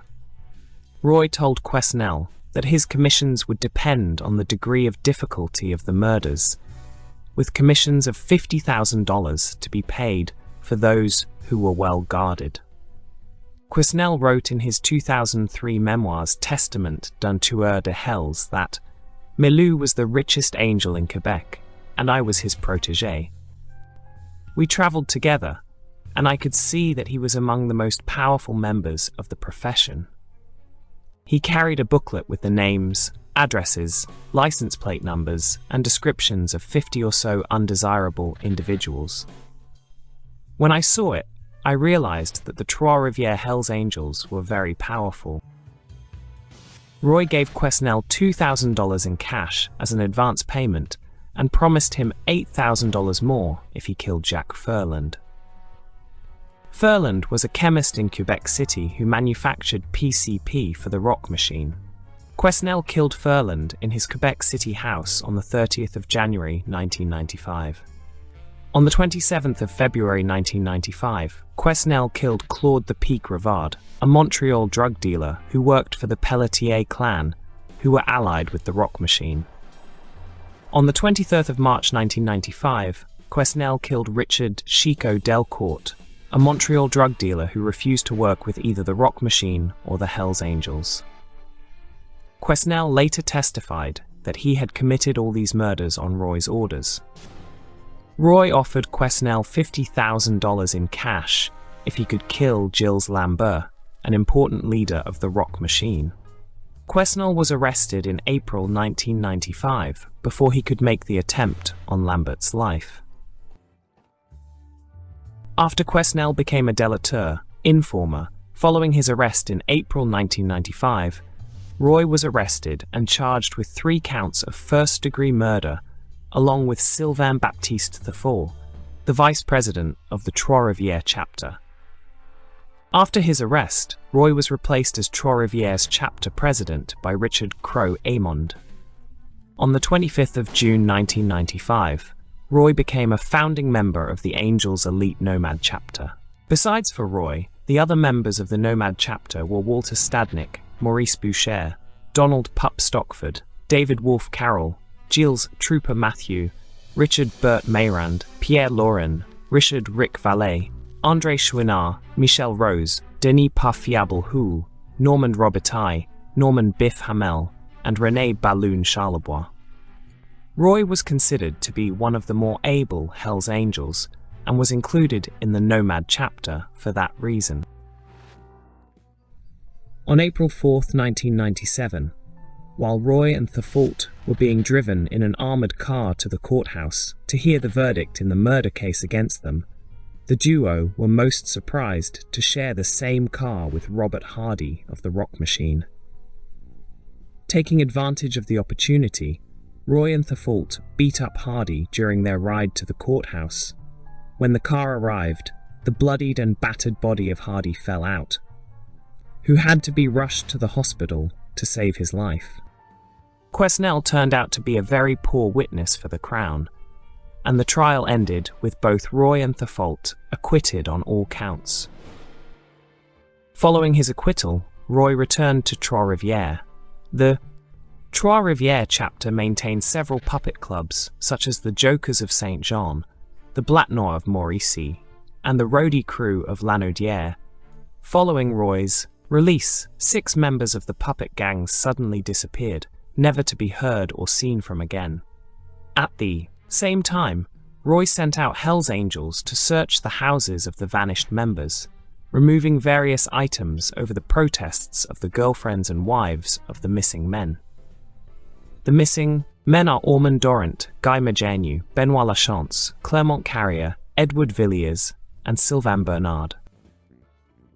On August 23, 1997, Roy survived an attempted murder by the contract killer Gérald Galland outside his parents' motel, the Motel Royal in Jonquière, where he resided. Gallant waited in a swamp near the motel's parking lot and emerged with 2 loaded revolvers when he saw Roy returning. Roy was alerted by the sound of Gallant's wet shoes as he approached, and he was able to evade most of the hitman's gunfire, but suffered a wound to the chest. Gallant, who fled the scene when he ran out of ammunition, was paid $20,000 by Rock Machine member Marcel Lemaire Demers for the failed assassination. Prior to the shooting, Gallant's mistress and accomplice, Jacqueline Benoit, had rented a room at the motel to carry out surveillance on Roy. Lewis refused to cooperate with the police, whom he called pigs, and refused to file a complaint about the shooting. The informer Danny Kane mentioned in his notes to his police handlers that Hell's Angel David Carroll had told him that Boucher had reached an agreement with Vito Rizzuto that price of cocaine in Canada was to be $50,000 per kilogram. Kane also reported that the penalty for selling cocaine below that price was to be death. Kane reported that a gang within the gang called La Table, consisting of Boucher, Denis Houle, Michel Rose, Normand Robitaille, and André Chouinard, set the prices for drugs in Quebec in consultation with the mafia. Carroll mentioned to Kane that Boucher wanted Roy to join La Table, which he refused to, leading to Carroll to express the hope there would be no issues caused by this refusal. Finally, Kane mentioned that both Boucher and Rizzuto were very annoyed that Roy persisted with selling cocaine below $50,000 per kilogram and wanted him to join La Table. On the 23rd of June 2000, Roy disappeared after departing to attend a party at the house of Boucher's father to celebrate the 5th anniversary of the founding of the Nomads. Roy had frequently ignored Boucher's orders by selling cocaine for less than $50,000 per kilogram, which was reported to have angered Boucher. But Roy believed that his status as a founding member of the Nomad chapter gave him immunity from being punished.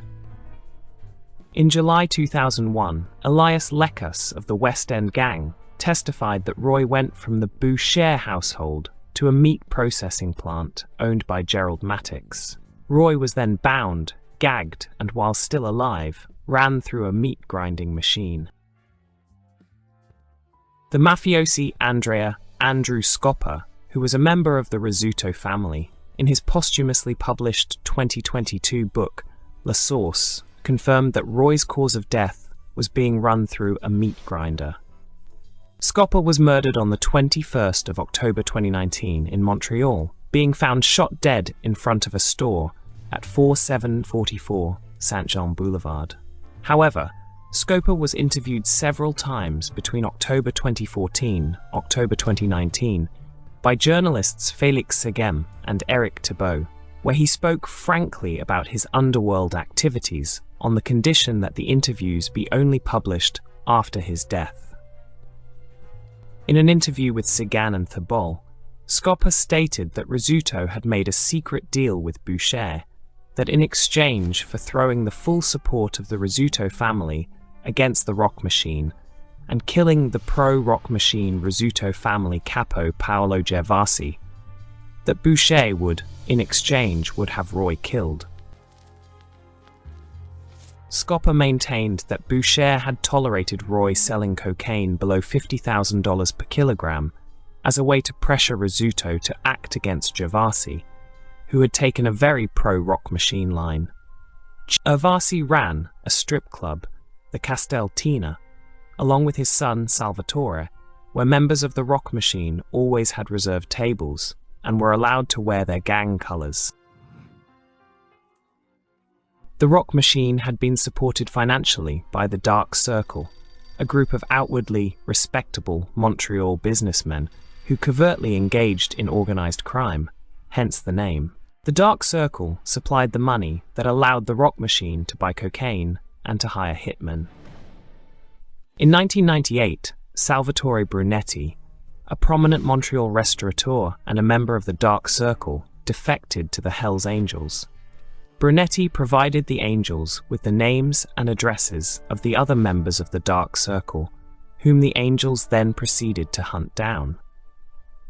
The end of the Dark Circle had largely driven the Rock Machine out of the drug business by depriving them of capital. By 2000, the Gervaises were the only people still willing to sell the Rock Machine drugs. Scopper stated that Boucher's attitude was both sides had to take care of their own garbage, and that he would only have Roy killed if Rizzuto had Gervasi killed, which led to an agreement being struck along that line. Salvatore Gervasi was killed on April 22, 2000, being found shot dead inside of his parked automobile. According to Scopper, Roy went to Boucher's party and then went to the meat factory to meet Gerald Mattix. Scopper stated that Roy was self-confident, as he was with his friends, and had no fears about the meeting at the meat factory.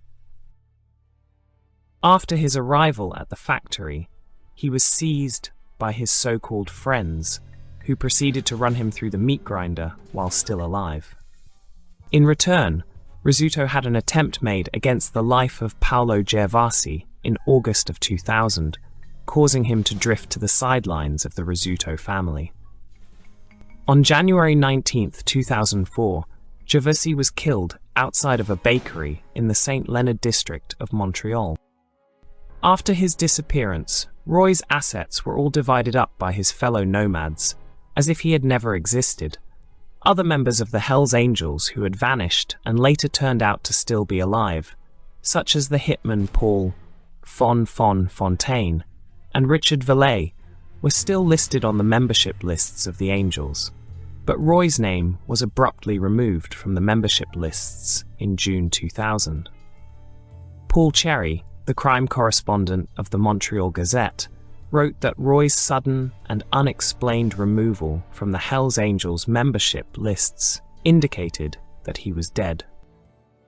The police believe it was no accident that at the same time that Roy vanished in late June 2000, that Luc Bordelot of the Hells Angels puppet gang, the Rockers Motor Club, was suddenly promoted up to be a prospect with the Hells Angels proper. Roy's girlfriend, Rosalba Guerrera, never reported him missing. When Sûreté du Québec detectives questioned her on the 3rd of August 2000, she stated, "It's been 15 years that I've been with a member of the Hells. I live in that world, and I know how it works. Now, I'm going to try and rebuild my life." On December 12, 2000, the account that Roy had with the Nomad Bank in Montreal was terminated, with the money being divided amongst the other nomads, which was a strong sign that Roy was not longer with the Hells Angels. Regardless of his precise fate, Roy was never seen or heard from again after going to Boucher's party. Roy's blue Mercedes-Benz was found parked on the street near the house of Boucher's father several days after his disappearance, covered in unpaid parking tickets. It is generally accepted that Roy is dead.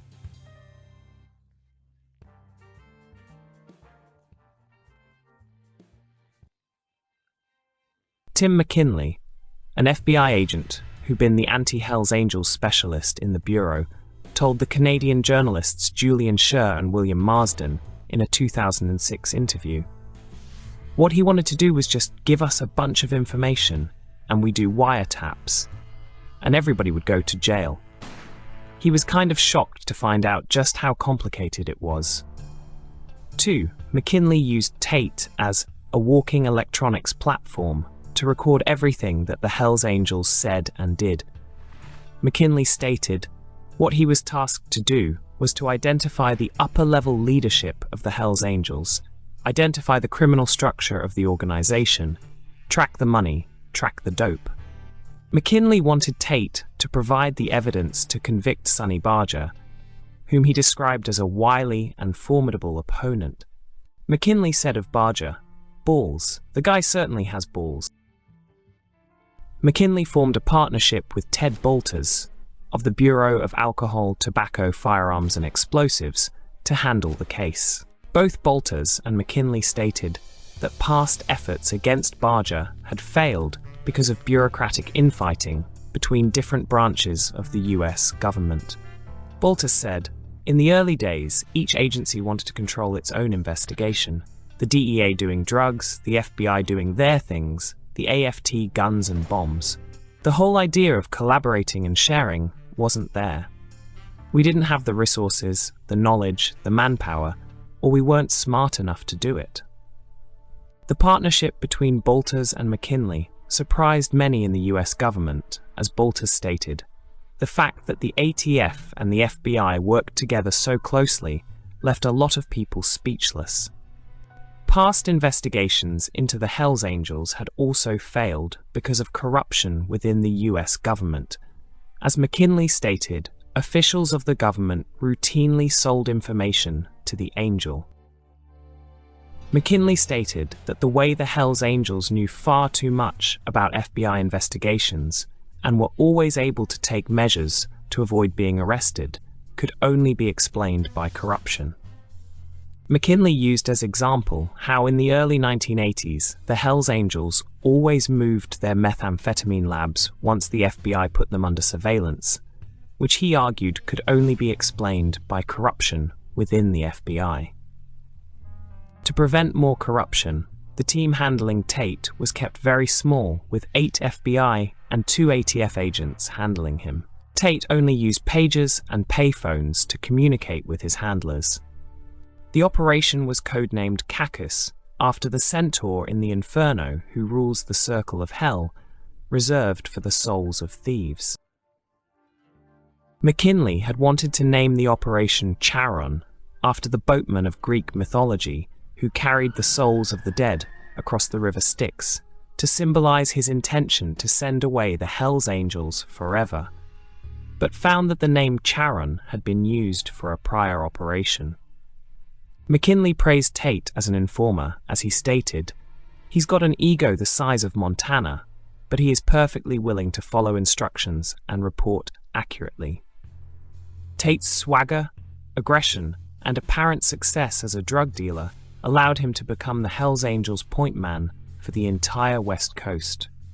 He met Barger numerous times. Barger later wrote, "Judging by the way he threw money around, I figured he dealt drugs or something." Tate usually wore 2 wires for his meetings in case the batteries failed on one of his wires, and also had a bug in his pager.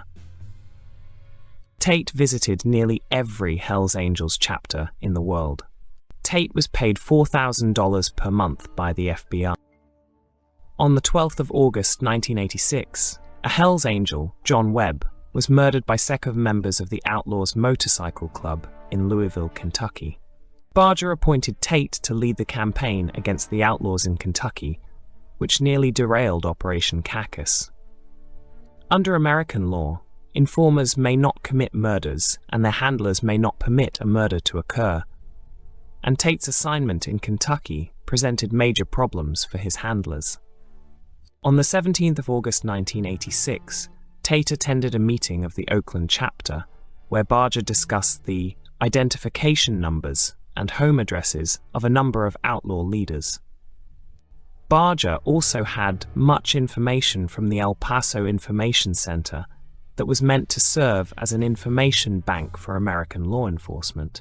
The way that Barger had a secret book about the outlaws from the information center meant only for police officers alarmed Tate's handlers, as it showed the extent of police corruption was far deeper than previously thought. As Barger handed around the files, one Hells Angel chapter president was recorded as saying to Tate, "The book would be useful in setting out targets." On the 29th of September 1986, Tate visited Barger at his house in Oakland. Barger showed Tate the names and photographs of various outlaw leaders from the epic book. According to a FBI affidavit, Barger told Tate how to retaliate against members of the Outlaws Motorcycle Club by murdering them one at a time. On the 30th of November 1986, Tate attended a meeting of the Oakland Clubhouse where the Hells Angels spoke about their defense fund that existed to hire lawyers for those angels facing criminal charges. Barger was recorded as saying that he tried to know as little as possible about the uses of the defense fund and said, "There was a judge back east that got convicted of accepting some of that." He made a gesture that resembled handing money under the table as he made that remark. Barger was apparently referring to a case in Cleveland where a judge had been bribed to throw a case that ended with the acquittal of a Hells Angel on trial for murder. On the 17th of January 1987, at a visit to Barger House, Tate asked for advice about killing outlaws. Barger told him, "It doesn't matter which one. You're not going to get the guys that did it. You can snipe one of them. Don't get caught." In September 1987, 3 Hells Angels were beaten up by the Outlaws in Joliet, Illinois, who stole their bikers' vests with their Hells Angels patches, a humiliation that enraged Barger. On the 18th of October 1987, Tate was to again visit Barger's house and was notably nervous before the meeting. Tate drank heavily to steel his nerves by having several shots of whiskey. At the meeting, Tate spoke explicitly to Barger about plans to kill several outlaw leaders in the Midwest and received his approval. Tate showed Barger his plans to bomb the Outlaws Clubhouse in Chicago, which he predicated would kill 5 or 6 people. Barger replied, "Good, especially after Joliet." Tate stated, "There might be innocent people there." Barger answered him, "That's what they get for hanging around with guys like that."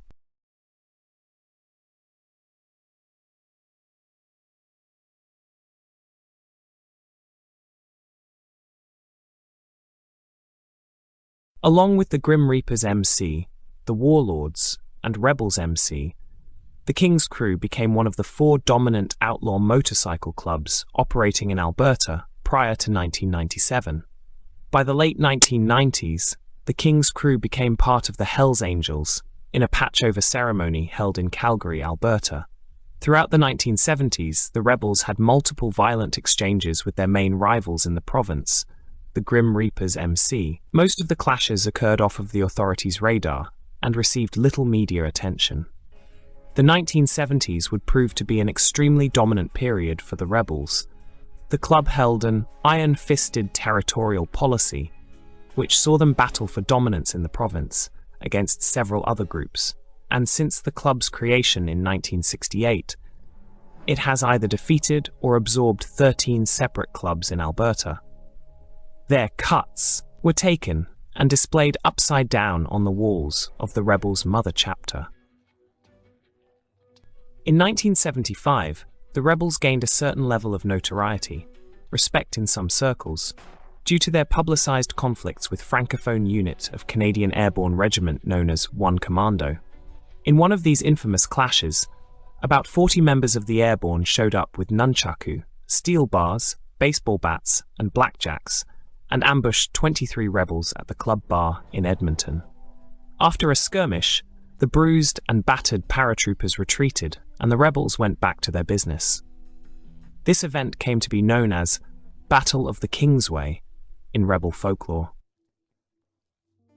In the early 80s, as the Reapers grew more powerful and the rebels less so, the rebels were warned by the Reapers not to fly the Alberta Lower Rocker on threat of club warfare, so members of the Rebels' Calgary chapter used southern Alberta for the Lower Rocker, and Edmonton members flew northern Alberta. King's Crew, meanwhile, were tolerated in their use of Calgary as the Lower Rocker, while the Saskatchewan Rebels, at that point being the dominant club in that province, flew Saskatchewan as their Lower Rocker.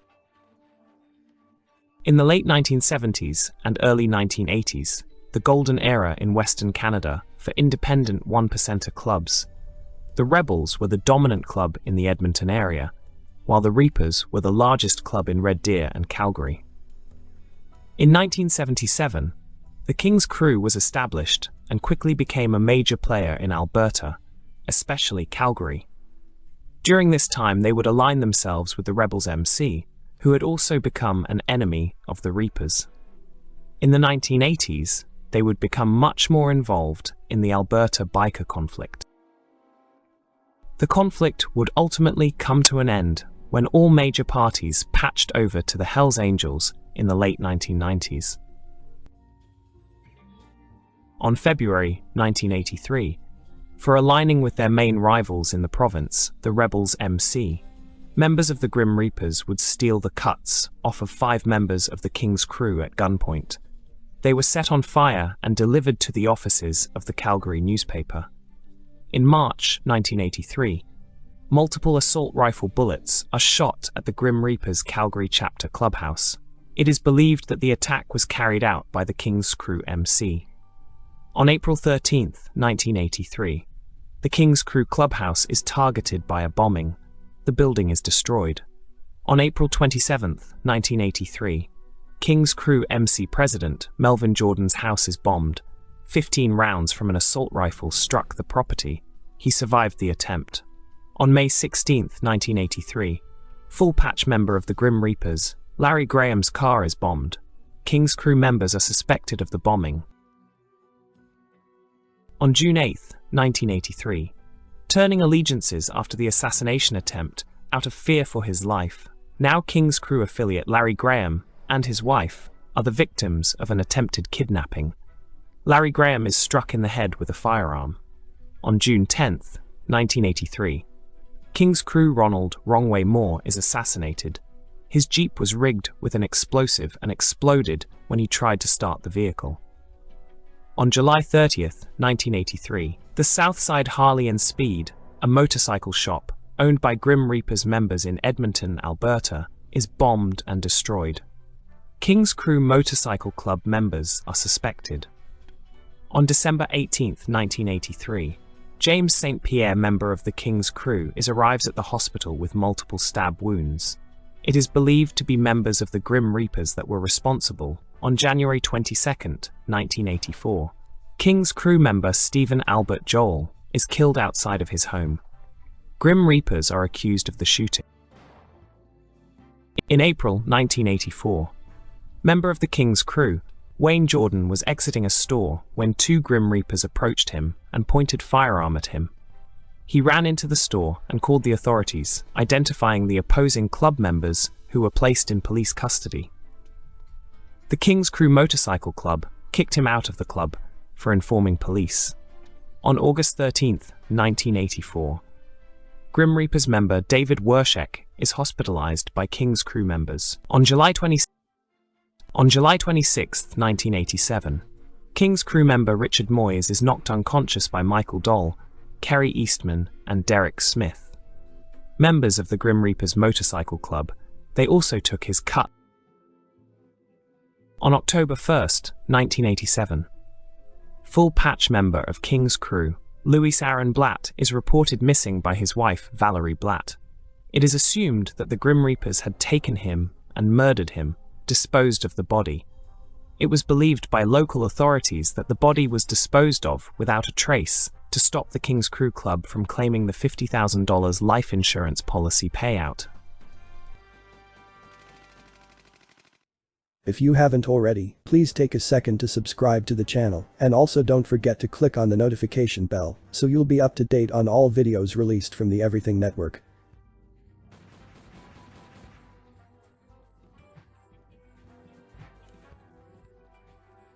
Don Hancock, known as the Silver Fox, or as the Don, was one of the most respected and honoured policemen in Australia. In 1982, he had investigated the Perth Mint swindle case that saw the 3 Mickelberg brothers convicted for stealing 65 kilograms of gold, a theft that had acquired a golden reputation in Australia and made Hancock into a local celebrity. Hancock had served as the director of the Criminal Investigation Branch of the Western Australia Police Force. Hancock, with his white hair, expensive clothing, and an easygoing manner, reminded many of a courtly gentleman, an impression further reinforced by his tendency to recite poetry in his booming voice. He could recite from memory the poems in the 1870 book Bush Ballads and Galloping Rhymes by Adam Lindsay Gordon, and his recitations commanded attention. However, the Don was known to his colleagues, such as Detective Jack Peter Lee, to have a dark side, as he was extremely ruthless and competitive, as he would not accept any sort of personal defeat. The normally affable Hancock was known to explode in fury if he lost a game of billiards, as he insisted that he had to win at everything, and to lose at anything would reduce him to a state of white-hot rage. For this reason, other police officers would not play billiards with him or intentionally lose the game rather than face his anger. Hancock's triumph in the Perth Mint swindle was marred by allegations that he had tortured one of the Mickelberg brothers, Peter, into confessing to the theft. The Mickelberg brothers were acquitted in 2004. The Canadian journalists Julian Scher and William Marsden described Hancock as being a frontier justice policeman whose methods were better suited to a gold rush community in the outback in the 19th century than to modern Australia. The Australian journalist Tony Barras wrote in 2018, "A no-nonsense, old-school detective, Hancock's running battles with the Mickelberg brothers of Perth Mint swindle fame, along with a range of high-profile criminal cases, including the Shirley Finn murder, had made him a household name in WA, Western Australia. Big, intimidating, with a booming voice, you did not mess with the Silver Fox." After his retirement in 1994, the Don spent much time in the outback community of Ora Banda, a village of about 50 people that was dominated by his family. The Hancock family had arrived in Australia from England during an 1893 gold rush. Both Hancock's father and grandfather had prospected for gold in the Ora Banda area, and he felt a deep connection to a community that he considered home.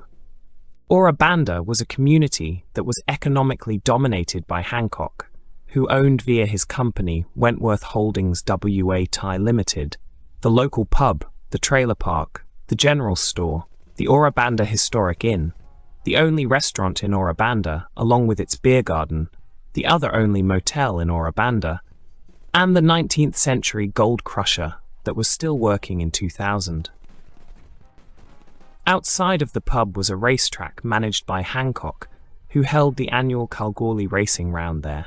He did not own the racetrack, but behaved as if he did.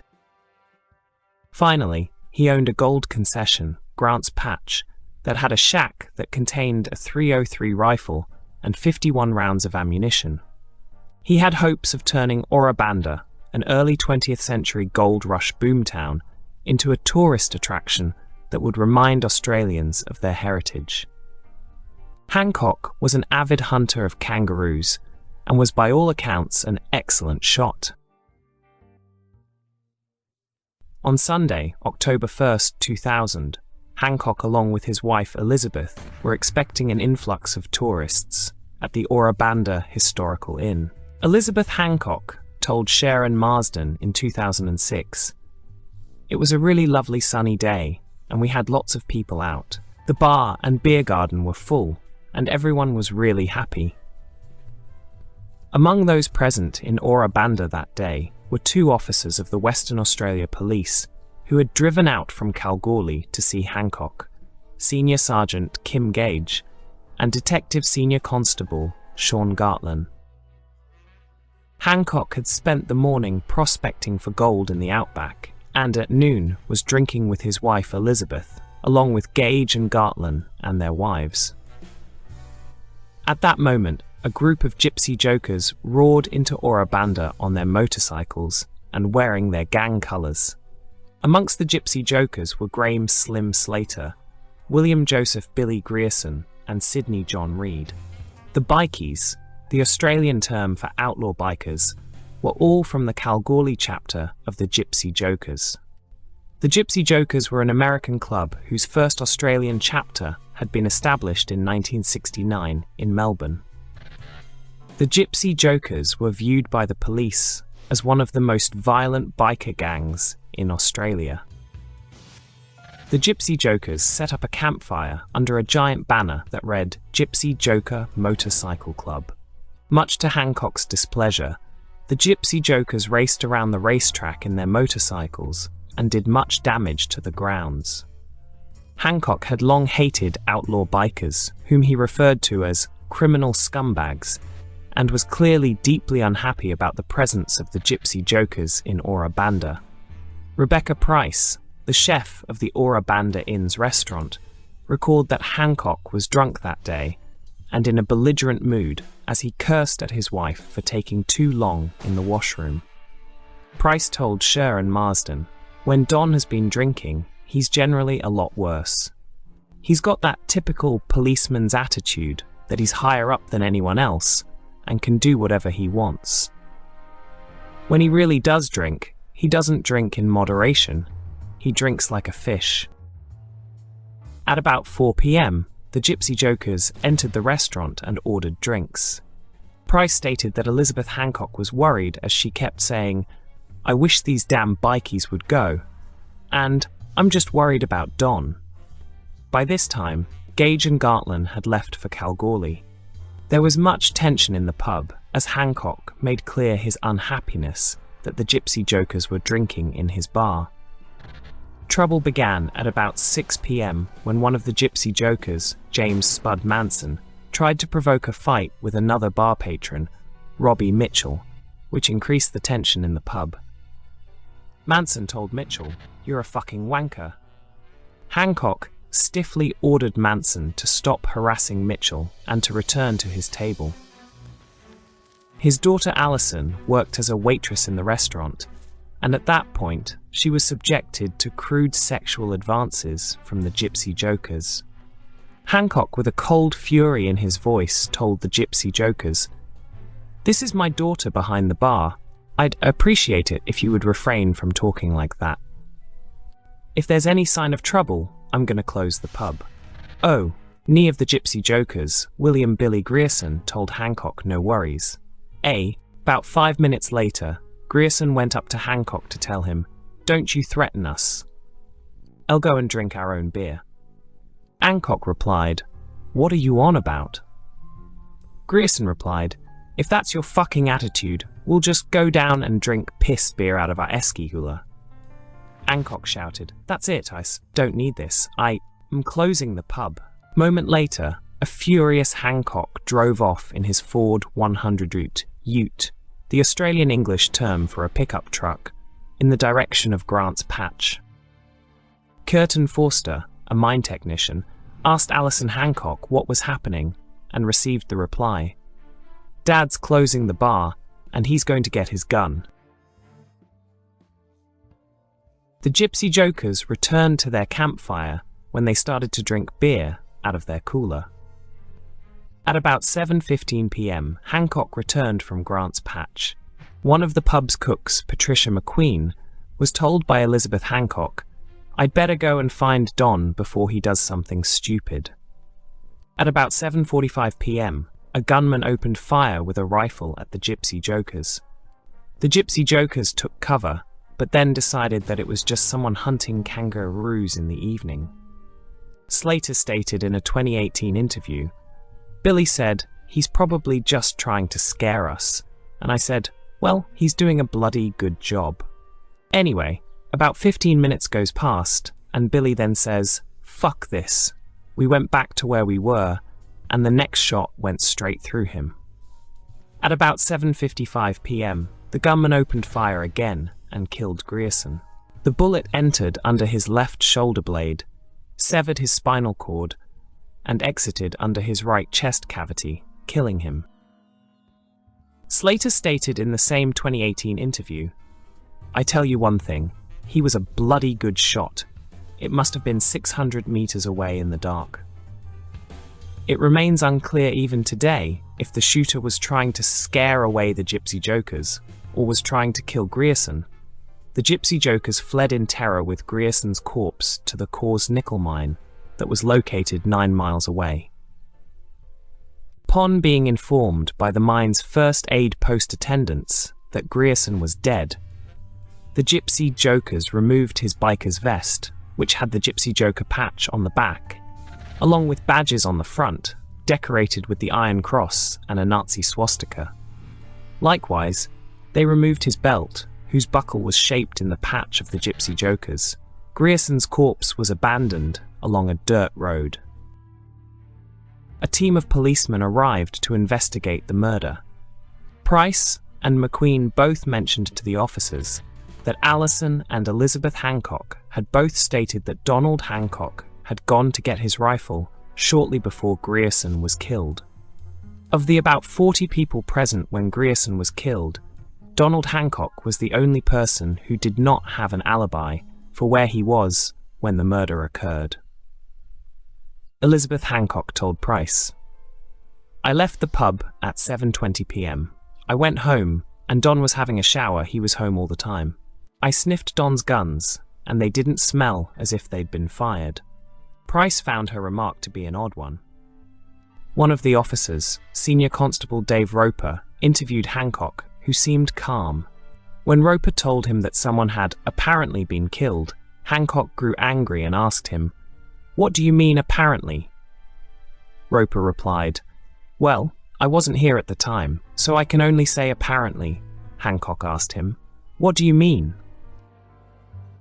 Roper stated, "Mr. Hancock, I'm aware of who you are and what you used to be, so you know what I mean when I say apparently." Hen Hancock asked if he was a suspect. Roper told him that everyone was a suspect at the moment. Hancock held up his hands in a mock surrender and told Roper, "I'm saying nothing. You'll have to speak with my solicitor." Roper told Hancock to remain at the inn, but he ignored that request by returning to his house. Roper sent 2 constables, Justin Dwyer and Max Jancy, to go find Hancock. Upon arriving at his house, they met Hancock, whom they noticed had just taken a shower and was wearing new clothes. The 2 officers noticed that Hancock was eating an orange, and his hands were soaked in orange juice. It is widely, but wrongly believed that the citric acid in oranges destroys gunpowder residue. Dwyer and Jancer informed Hancock that he was supposed to remain at the inn and received the reply that he was not answering any questions.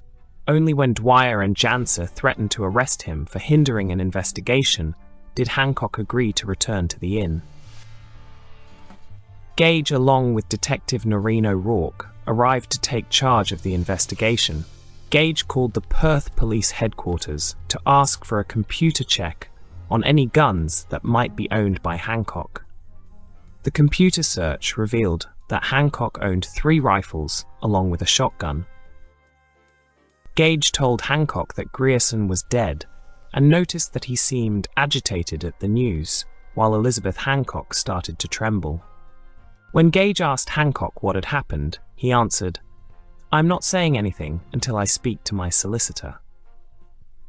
When Gage interviewed Elizabeth Hancock, she became very emotional and incoherent, and the interview was swiftly ended when Hancock told his wife she could refuse to give a statement until their lawyer was present.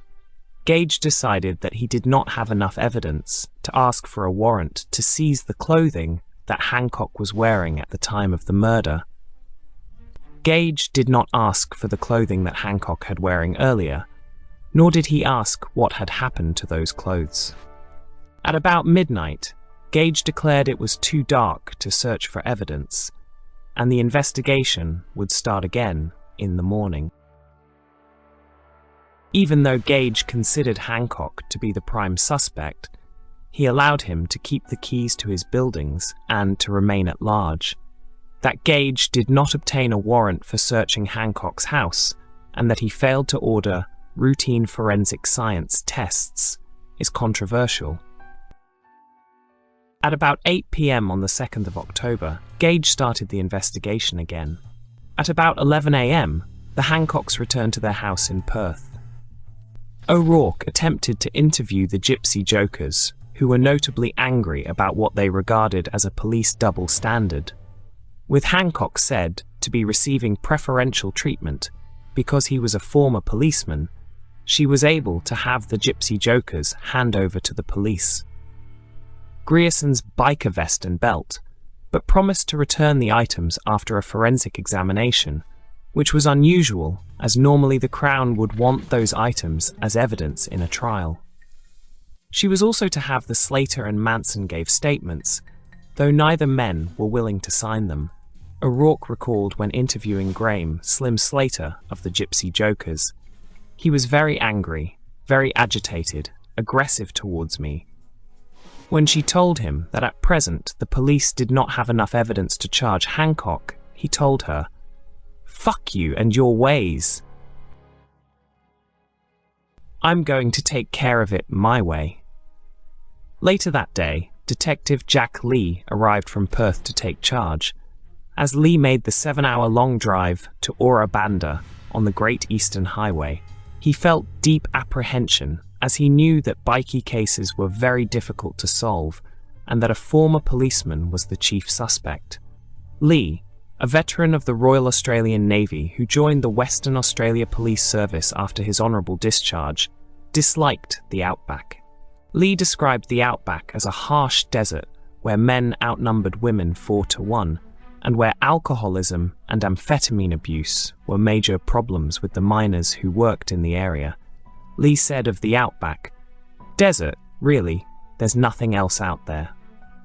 Upon arriving in Ora Banda, Lee removed Gage from the case. Under the grounds, there was a conflict of interest, as Gage was a friend of Hancock's.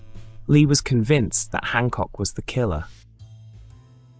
Lee told Sher and Marsden in a 2006 interview, "Hancock was an absolute gentleman of the old school, and I think he was not the sort of guy who would have backed down in front of what he regarded as scum." In her statement to the police, Elizabeth Hancock had stated she was watching the 2000 Sydney Olympics with her husband around 7:30 p.m. and then went out to see if Alison Hancock was not in danger at the inn after she heard the first shot fired. She further stated that her husband remained at home to keep watching the Olympics and was still there when she returned home. According to the witnesses, Elizabeth Hancock did appear at the inn to see if her daughter was safe, shortly after the first shot was fired. Lee told Sher and Marsden about Elizabeth Hancock's statement that her husband remained at home after the first shot was fired. "It's wrong. It doesn't happen. It's not police behaviour. Copper doesn't send his wife to see if his daughter been shot. Don Hancock killed Billy Grierson. That's what I believe." Lee argued to Sher and Marsden that Elizabeth Hancock's story was implausible and must have been a lie to provide her husband with an alibi. The bullets were fired from a rifle that Lee believed to be an unregistered rifle left over from either World War I or World War II.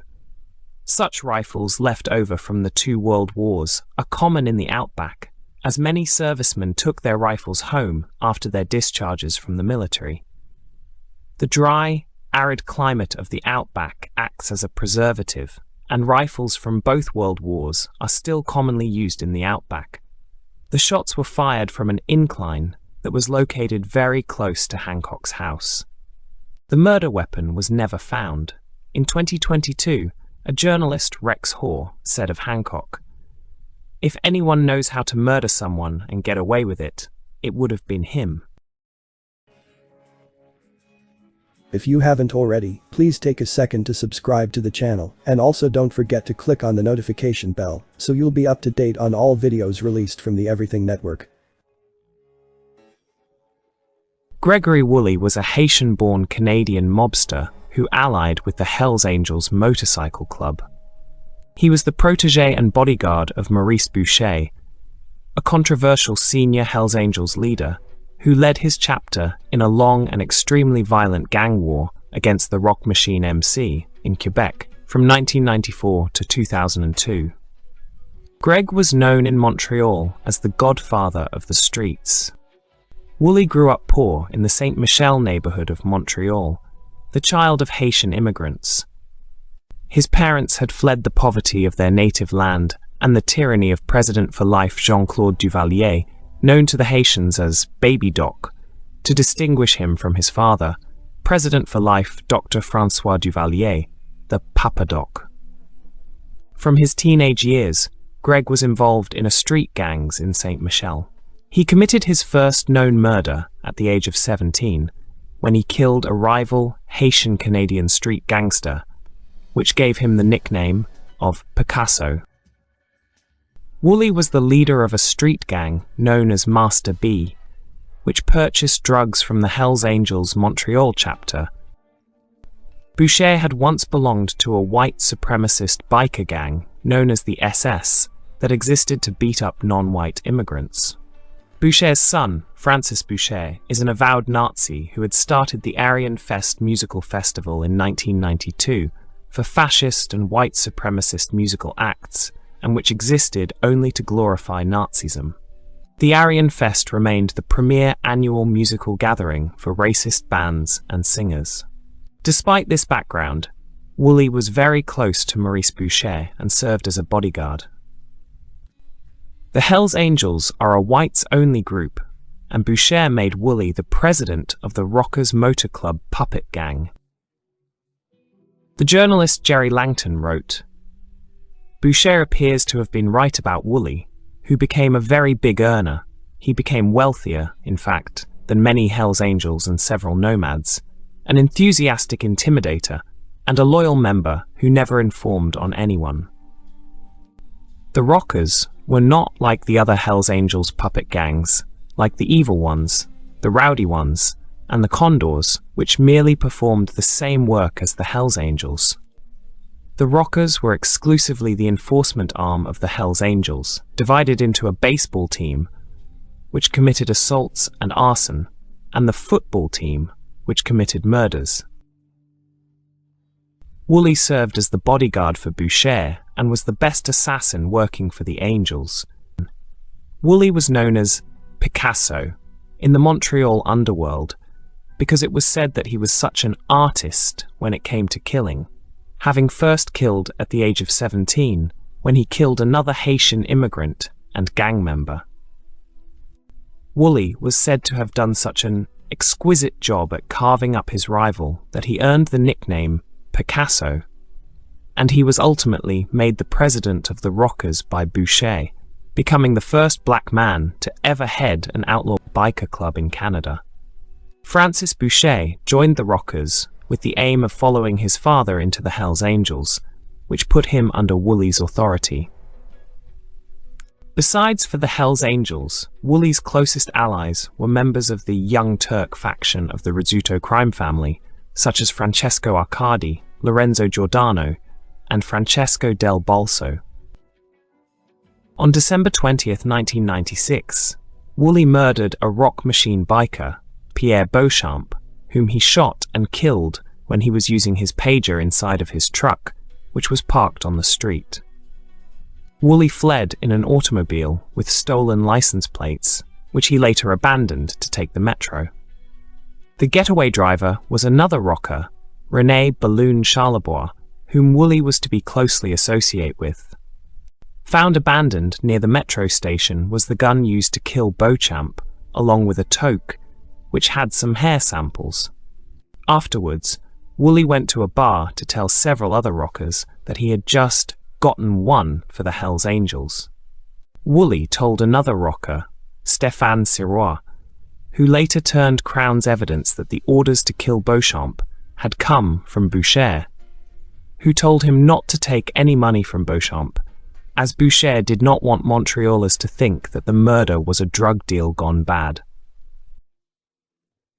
The Royal Canadian Mounted Police, RCMP informer within the Rockers, Danny Kane reported to his handlers in February 1997 that the Hells Angels had taken control of almost all of the Rock Machine's former drug markets.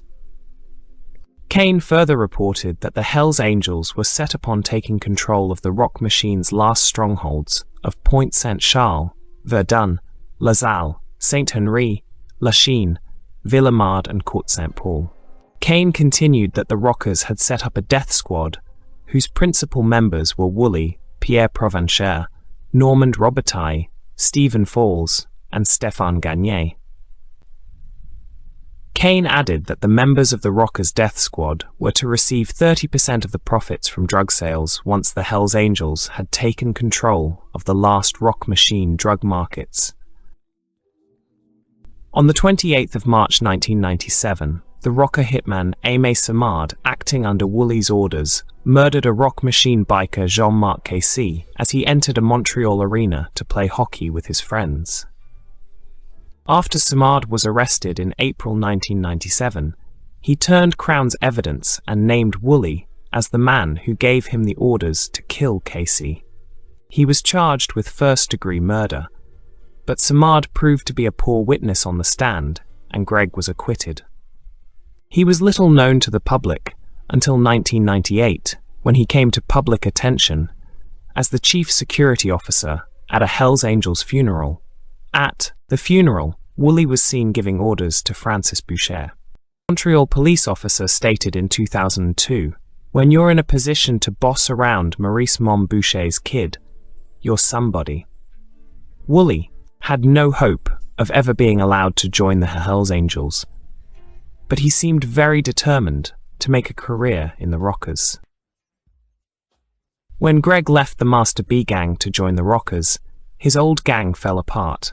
Another, Haitian immigrant who once belonged to Master B, Beauvoir Jean, founded a new gang, the Bogars, which is Haitian French slang for handsome boys. Wooley founded another gang, the Syndicate, likewise made of young men of a Haitian background, to oppose the Bogars. The Bogars waged a propaganda campaign against Wooley that depicted him as an Uncle Tom figure serving the clearly racist Hells Angels.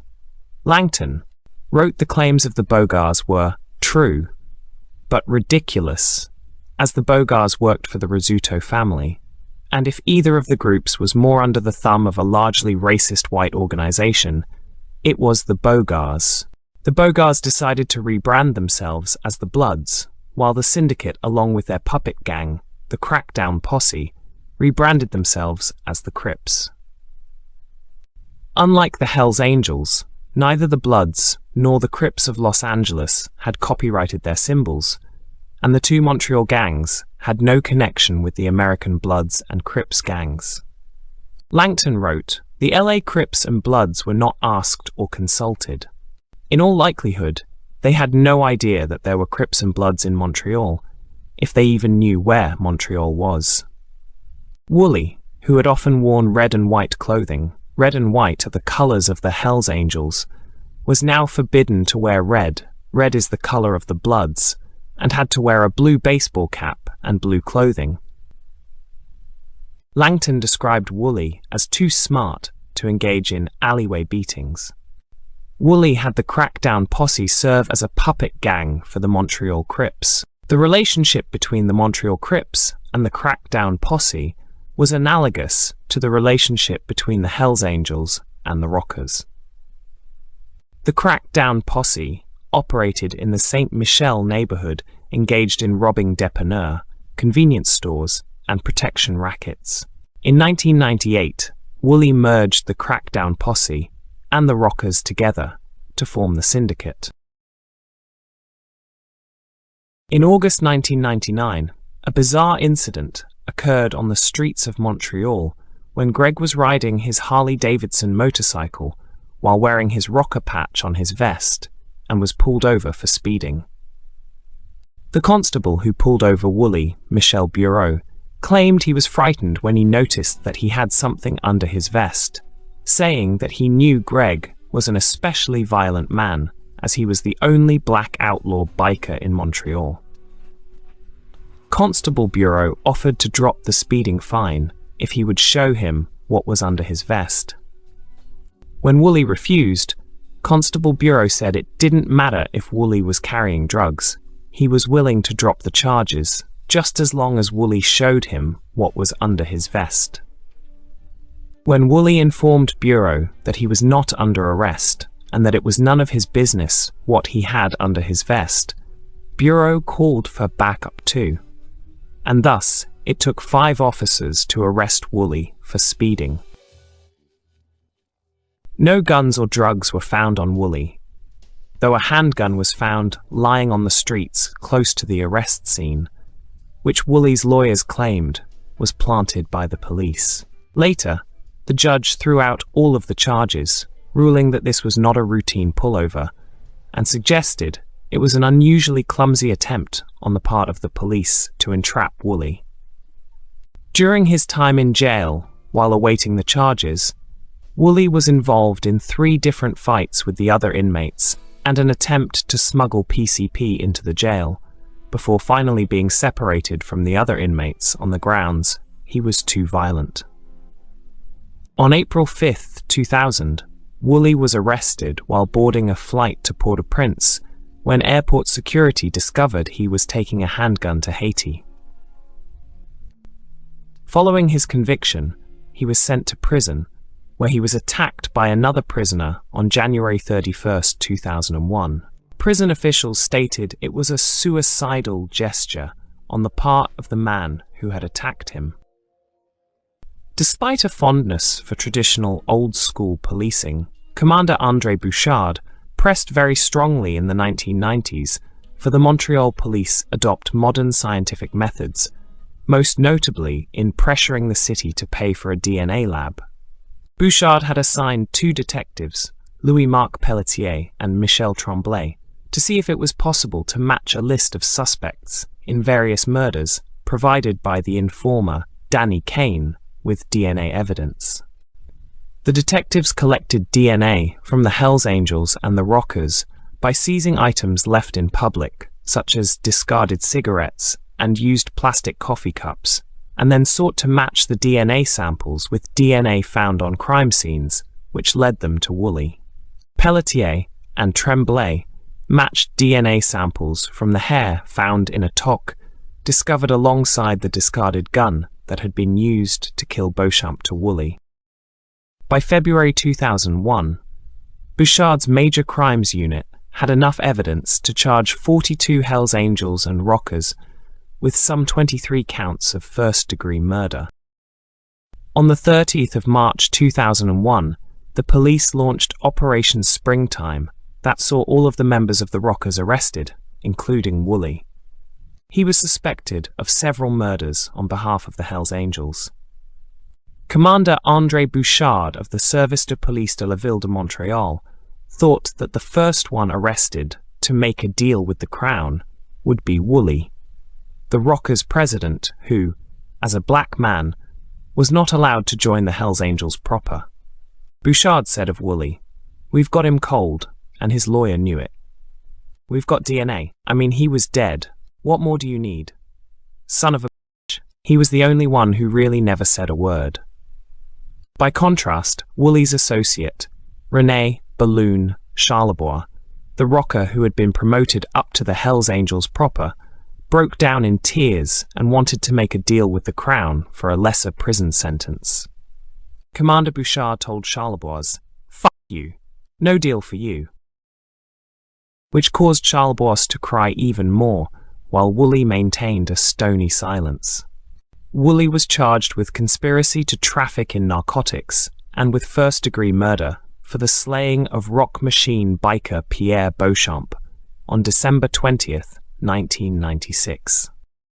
A psychological evaluation done after his arrest found that Wooley's main issue was his uncontrollable rage, as the psychologist discovered that he was an extremely violent man, prone to excessive anger and murderous tendencies. The psychologist also found that Wooley had poor judgment. Greg's relations with the Rizzuto family came to be fraught after Vito Rizzuto was arrested in January 2004, following an extradition request from the United States. Wooley had a close friendship with Giordano, but his relations with Arkady were described as being venomous. Wooley was tried twice for Beauchamp's murder and was acquitted both times, as the defense lawyers argued that the DNA evidence that the Crown had introduced was planted. While awaiting trial at the Stay-under-Plains jail, Wooley came to be friends with Rizzuto, who being held there while he fought the extradition request. In 2005, Rizzuto and Wooley were often seen talking in French in the prison courtyard. In 2005, Wooley was convicted of other charges and was sent to serve his sentence at Kingston Penitentiary. On June 27, 2005, in a plea bargain, Wooley pleaded guilty to conspiracy to commit murder, conspiracy to traffic in narcotics, and gangsterism, while the first-degree murder charges were dropped. Even while held at Kingston Penitentiary, Wooley was described as controlling the drug trade from his prison cell and had a monthly income of $10,000. In 2006, Wooley punched out another prisoner who questioned his authority, whom was almost stabbed to death minutes later. In 2008, the National Parole Board turned down Wooley's request for parole under the grounds: no matter where you find yourself in custody, the power conferred on you by your official status among bikers, and implicitly as the head of street gangs, is of such a scale that no rehabilitation program can sufficiently protect the public from the risk you represent. On February 13, 2009, Greg Wooley was arrested as part of Operation Axe, and thereby acquired the dubious honor of being the first Canadian to be charged with gangsterism twice. In January 2011, he made a plea bargain with the Crown, where he pleaded guilty to the Operation Axe charges in exchange for a lesser prison sentence. Later, in 2011, he was released on full parole and returned to Montreal. During the civil war that tore apart the Rizzuto family, between Reynald Desjardins and Vito Rizzuto in the early 2010s, Wooley supported the latter, and he was often called upon for help from Rizzuto, who seems to have much respect for Wooley's abilities as a leader and as a killer. The renegade faction within the Rizzuto family, led by Desjardins and his brother-in-law, Joseph Di Maolo, had the support of the Ndrangheta families of Ontario in a bid to topple Rizzuto. In 2010, the murders of Paolo Renda and Niccolo Rizzuto were major blows to Rizzuto's leadership of his crime family, and a number of Rizzuto family capos defected over to the Desjardins Di Maolo faction, which appeared to be the stronger faction. There was a period in 2010-2011 when Rizzuto came close to losing control of his own crime family. The support of the Hells Angels, along with Wooley, were described as being crucial in helping Rizzuto survive the challenge. The gangster Andrew Scopper told the journalists Felix Seguin and Eric Thibault that he brought in Gregory Wooley to get the bikers on his side. Vito was okay with Wooley because he knew him and he liked him. Scopper described Greg as a pro who was very useful for Rizzuto in beating back the challenge posed by the Desjardins Di Maolo faction. Between 2011 to 2017, at least 12 members of the Desjardins faction were killed. In August 2012, Wooley called for a meeting of various black Canadian street gang leaders in Saint-Adèle, where he called for a union of all the street gangs under his leadership. In turn, the Hells Angels and the Rizzuto family were behind Wooley's efforts to unite all of the black street gangs of Montreal. A Haitian-Canadian gang leader who attended the meeting, Chenier Dupuis, refused the offer, saying it was a shame that Wooley was working for the racist Hells Angels, and slapped Wooley across the face. A friend of Dupuis told the journalist Eric Thibault, like many veterans of the Bloods, Chenier said he wanted no part of Wooley. He said he would never work for the bikers.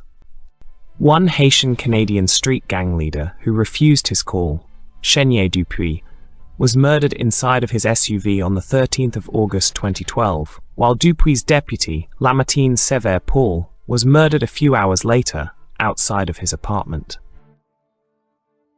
With Dupuis and Paul removed from the scene, the planned merger went ahead. Wooley was described as the business partner of Rizzuto. When Rizzuto died, Wooley attended his funeral alongside a number of Hells Angels leaders from Quebec and Ontario, and was given a place of honor at his funeral service, despite not being a mafiosi, which indicated that he was considered to be an important ally. The journalist Julien Scher stated, "The Montreal Mafia leaders considered Wooley to be an equal to them." Wooley was often seen with Leonardo Rizzuto, the son of Vito, who is described as being his successor, along with Stefano Solicito. In July 2015, Boucher, who was loyal to the Rizzuto faction, ordered from his prison cell for Wooley to kill Desjardins. In August 2015, Solicito was recorded by a police wiretap as telling Leonardo Rizzuto, "We share business. We share things with Greg. We share big secrets." Solicito described Wooley as more trustworthy and reliable than some other members of the Rizzuto family. Both Solicito and Rizzuto described Greg as an equal to the Rizzuto family. In November 2015, he and 47 suspected underworld leaders were arrested in a sweep. Police claim the sweep revealed Wooley was part of a conspiracy to murder another underworld figure, Reynaud Desjardins. In May 2016, lawyers for Wooley and Boucher were able to stymie the preliminary inquiry phase of the trial, saying both men wanted to attend the preliminary inquiry sessions, but demanded a change in venue, saying the Guen courthouse was unsafe for their clients. In October 2018, Greg Wooley was found guilty of conspiracy to traffic in narcotics and gangsterism. Project Maggot Mastiff, as the police investigation was known, established that Wooley had sold 192 kilograms of cocaine in the Hochelaga Maisonneuve borough of Montreal between 2011 to 2015. On October 27, 2018, in a plea bargain, the Crown dropped the conspiracy to commit murder charges in relation to the Desjardins murder plot against Wooley, in exchange for him pleading guilty to the Project Maggot Mastiff charges. In a statement of fact at the plea bargain, it was established that Wooley, along with another drug dealer, Danny Lou Sprintz's cadet, were part of a select group known as Le Bronze, who were permitted to buy cocaine at a favorable price from the Rizzuto family. In April 2019, Greg was convicted of selling methamphetamine in Bordeaux prison, for which he received a light sentence. In November 2021, Wooley was released on full parole. Wooley was engaged to Christelle Watt, a French-Canadian woman who was a reality TV star in Quebec on the Loft Story TV show between 2007-2009. Haut is well known in Quebec as the Loft exhibitionist, owing to her frequent nudity and general flamboyant behavior. The couple lived in a luxury mansion in Saint-Jean-sur-Richelieu, worth $3.8 million, that had such features as a 400-bottle cellar, a built-in sound system, an in-ground swimming pool, separate accommodation, and 70,000 square feet of wooded land. The house was held in Haut's name only, and in 2022, it became the object of a dispute with the Canada Revenue Agency over claims of unpaid taxes. In May 2022, a drive-by shooting occurred with someone opening fire on Greg's house. In August 2022, somebody burned down his garage. Although the Hells Angels' official policies are not racist, experts say many Hells Angels members are racist, and it is rare for individuals of African ethnic heritage to join Hells Angels chapters. Wooley, whose ethnic background is Haitian, is described as a rare instance of an individual with African ethnic heritage to rise to a senior position in the Hells Angels. Prior to joining the Hells Angels, Wooley's mentor Boucher was in a smaller motorcycle gang called the SS, which had an explicit white supremacist ideology. Wooley was killed in a shooting in Saint-Jean-sur-Richelieu, Quebec, on November 17, 2023, aged 51. Wooley was shot dead in a parking lot in front of his fiancée, Christelle Huot, and their child. Wooley's murder was a major violation of the Underworld Code in Canada, which forbids murders in front of wives and children. Mafia expert Antonio Nicasso wrote that Greg's murder was likely mafia-related. The one in Montreal is an endless war. The latest murder is yet another attack on the power of what was once considered the most powerful crime family in Canada. If you haven't already, please take a second to subscribe to the channel, and also don't forget to click on the notification bell, so you'll be up to date on all videos released from the Everything Network. Giordano was a member of a Rizzuto family crew who reported to Francesco Arcadi. Alongside Francesco Del Balso, Giordano was a member of the Young Turk faction of the younger, more aggressive mobsters. The Canadian journalists André Sedilot and André Noël wrote, Arcadi's crew answered to the Rizzuto clan, but most of its young members lacked the judgment of old-school mobsters like Vito's father, Niccolò and Paolo Renda. Aggressive, impulsive, they seemed not to care about the consequences of their actions. Giordano's favorite meeting place was the bar Lennec in Laval. Like Arcadi, Giordano often associated with Gregory Wooley, the boss of both the Syndicate Street Gang and the Hells Angels puppet gang, the Rockers Motorcycle Club. Giordano's usual partner was Del Balso, whom he usually met at the bar Lennec. Del Balso was seen as the leader of the Young Turk faction of the Rizzuto family. The Young Turks were closely allied with the Syndicate, a Haitian-Canadian street gang led by Gregory Wooley, who also served as the president of the Rockers Motorcycle Club, which in turn was a puppet gang of the Hells Angels. Alongside Lorenzo Giordano, Del Balso worked for Francesco Arcadi. Described as pugnacious and aggressive, Del Balso and Giordano tended to work with the Hells Angels and street gangs such as the Syndicate. Considered to be one of the most intimidating leaders of the Rizzuto family, Del Balso was the man most assigned to talk to debtors. After Rizzuto was arrested in 2004, a committee of caretaker leaders for Vito Rizzuto was formed of Del Balso, Niccolò Rizzuto, Paolo Renda, Rocco Solicito, Francesco Arcadi, and Lorenzo Giordano. Giordano's nickname of the Skunk related to the fact that his hair was black, except for a white streak in the middle. On the 24th September 2003, Giordano went driving his new Ferrari under the influence of alcohol and smashed his car in a traffic incident. The next day, Giordano called a Rizzuto family soldier, Mike Lapolla, to tell him, "My wife is going to kill me," if she learnt of his traffic incident, leading to Lapolla to say that he would testify that it was him who was driving the Ferrari at the time of the accident. In a phone call recorded by the police, Del Balso told Giordano to take his wrecked Ferrari to an automobile repair shop owned by John Scotti, whom Del Balso described as a master at disguising cars. The policeman at the scene of the accident discovered a part of a blue Ferrari bumper, which allowed him to discover that it came from a Ferrari listed as belonging to a numbered company whose owner was Richard Krolik, a bookmaker for the Rizzuto family.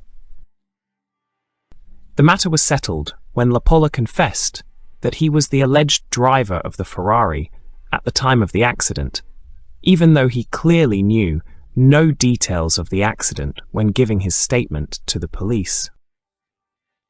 After Rizzuto's arrest following an extradition request from the United States in January 2004, a number of other gangsters attempted to challenge the duopoly on selling cocaine and heroin held by the Rizzuto family and the Hells Angels. One such drug dealer was an Iranian immigrant, Essi Navad Norouzi, better known by his alias Javad Mohammed Nozarian, who sold heroin below the price set by the Rizzuto family.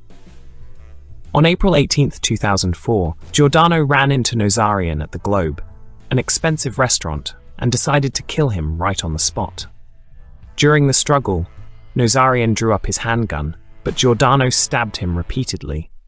The struggle ended with Giordano seizing Nazarian's gun, which he used to shoot Nazarian in the groin and shot off both of his testicles. Nazarian survived the shooting, but followed the underworld code and refused to testify against Giordano. Paolo Renda harshly criticized Giordano for the brawl with Nazarian and for not killing him, as left open the possibility that Nazarian might turn Crown's evidence.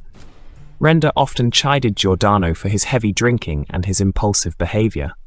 The journalists Peter Edwards and Antonito Nicasso described Giordano as a fit man with a tough reputation. On November 2, 2004, the Royal Canadian Mounted Police installed a secret camera inside the bar Lennox in Laval, which over the next 2 years recorded Giordano visiting the bar 221 times, while Del Balso visited the bar 541 times. Giordano and Del Balso ran an online gambling website whose clients were recruited via telemarketing. The website was based in Belize and then moved to the Kanawake Mohawk Reserve after a gambling license was granted to the Kanawake Reserve Band Council. Between 2004 and 2005, the website had 1,609 users who made 820,000 bets, which allowed the Rizzuto family to make a profit of $26.8 million. Frank Faustini, a baggage handler with Air Canada, had run up an $823,000 gambling debt via their gambling website. On December 15, 2004, Faustini was summoned to the bar Lennox by Del Balso, and the RCMP cameras recorded him along with Giordano and another Rizzuto family soldier, Mike Lapolla, beating Faustini. Giordano's shirt ended up being soaked in Faustini's blood. Giordano was used by Arakti to threaten restaurant owners to buy Mochadoro coffee and smashed up a restaurant in Boucherville after the owner refused a request that he only buy Mochadoro coffee. On January 1, 2005, in a phone call to Arakti that the police had bugged, Giordano admitted that he was a sadist who enjoyed violence and inflicting pain on others, saying of one beating he had inflicted, "We gave it good." On March 9, 2005, Lapolla was murdered on the dance of the Moombas nightclub by Thierry Beaubrun, a member of the Crackdown Posse gang, who in turn was killed by Lapolla's bodyguards. Giordano, who was present at the shooting, gave an account of the incident to the Rizzuto family executive at the Consensus Social Club the next day. Giordano stated that Lapolla had no chance. On November 25, 2005, he and Del Balso stormed into the office of John Xanthudakis, the owner of the bankrupt Northshield Financial Group at the Place Ville-Marie. Giordano and Del Balso ordered one of their thugs, Carols Narvaez Orellana, to beat Xanthudakis in his office. Xanthudakis' face required 12 stitches to repair the fractures caused by Orellan's fists. On March 8, 2006, Orellan, Giordano and Del Balso were charged with assaulting Xanthudakis, but the charges were dropped after Xanthudakis refused to testify following death threats. In August 2006, Giordano, often with Arakti, Del Balso and Giuseppe Fetta met in a Woodbridge, Ontario restaurant with Antonio Coluccio, where it was agreed that in exchange for the Coluccio family paying off the gambling debts of the hitman Salvatore Colauti that were owed to Del Balso, Colauti would work for the Coluccio family. Later in August 2006, Giordano was drinking with Del Balso and Charles Hunault, a Hells Angels supporter at the Cavalli restaurant. Under the influence of alcohol, Hunault was involved in a brawl with Giordano and Del Balso, which led to his expulsion. As Hunault was getting into his car, Giordano followed him out to the street and opened fire. Giordano was arrested for possession of a weapon for a dangerous purpose. On August 30, 2006, Domenico Marchi, a cousin of Arakti's, was killed in a case of mistaken identity at a meeting at the Consensus Social Club the next day, attended by Renda, Arakti, Del Balso, Rocco Solicito, Niccolo Rizzuto, Moreno Gallo, and Tony Mucci. Giordano pressed for swift vengeance. The RCMP bugs recorded Giordano as saying in Italian to Arakti, They got one of ours this time. We can't let this pass. On the 22nd of November 2006, the RCMP issued a warrant for Giordano's arrest as part of the 4-year Royal Canadian Mounted Police investigation known as Project Colossae. Giordano evaded the RCMP, dyed his hair all black, underwent plastic surgery and fled to Toronto. He was arrested in a Toronto gym on May 9, 2007. Giordano pled guilty on September 18, 2008 to general conspiracy to commit extortion, bookmaking, illegal gaming, as well as being in possession of the proceeds of crime, and was sentenced to 8 years imprisonment. On February 9, 2009, Giordano was sentenced to 15 years in prison, reduced to 10 years on time served. He was released on parole in December 2015. While out on parole, Giordano was murdered on March 1, 2016, being shot dead in his car in Laval. Just months later, Rocco Sollecito was shot to death in Laval. He was 67 years old at the time of his death. On October 17, 2019, Jonathan Massari, Domenico Scarfo, Guy Dion, and Marie-José Vio were arrested and charged with planning and executing the murders of Sollecito and Giordano. With the testimonies of Dion and Vio, Scarfo was convicted of conspiracy to commit murder and first-degree murder of both Sollecito and Giordano, and sentenced to 25 years in prison on April 11, 2022. And Massari pleaded guilty to conspiracy to commit murder of both Sollecito and Giordano, and sentenced to 25 years in prison on March 13, 2023. In a statement of fact read out to the courtroom as part of his plea bargain, Massari stated that the leaders of the conspiracy were the Calabrian brothers Salvatore and Andrea Scoppa. You're watching the Everything Network.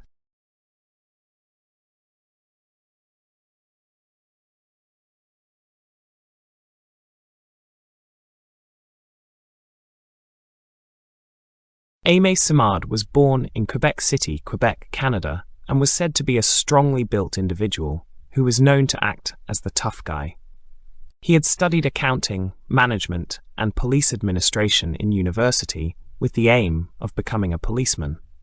The bodybuilder Simard had an extensive record for petty crime, having 80 convictions for such offences as shoplifting, theft, and writing bouncing checks, which precluded a police career. After going to prison for uttering death threats, Simard moved to Montreal. Although he acted as if he was a straight man, he secretly had a male lover on the side. The relationship was kept quiet because Danny Kane had a wife and 2 kids at home. The man, Danny Kane, was also a contract killer for the Hells Angels group, and the two were able to work together on a number of occasions. Kane was a member of the Rockers, the Hells Angels puppet club in Montreal, and hoped to be promoted up to be a Hells Angel. In November 1996, he began a relationship with Kane. Simard had met Kane via an online gay dating service. As Simard's mother was in Florida on vacation, Simard took Kane to his mother's house, where the 2 men had sex in the whirlpool. Kane, who was only a rocker, lied to Simard by saying he was a Hells Angel, while Simard lied to Kane by saying he'd gone to prison for trying to kill a policeman. Kane sponsored Simard into the Rockers. Simard was the complete opposite of Kane, being described as reckless and out of control, while Kane was a control freak. As Kane was senior to Simard in the Rockers, the latter had to serve as his chauffeur. Through Simard was a poor driver who twice caused accidents that smashed up Kane's cars. In outlaw biker clubs, those members at the hang-around and prospect levels serve as virtual slaves to the full patch members, being at their beck and call, and expected to do whatever they are asked to do by the full patch members.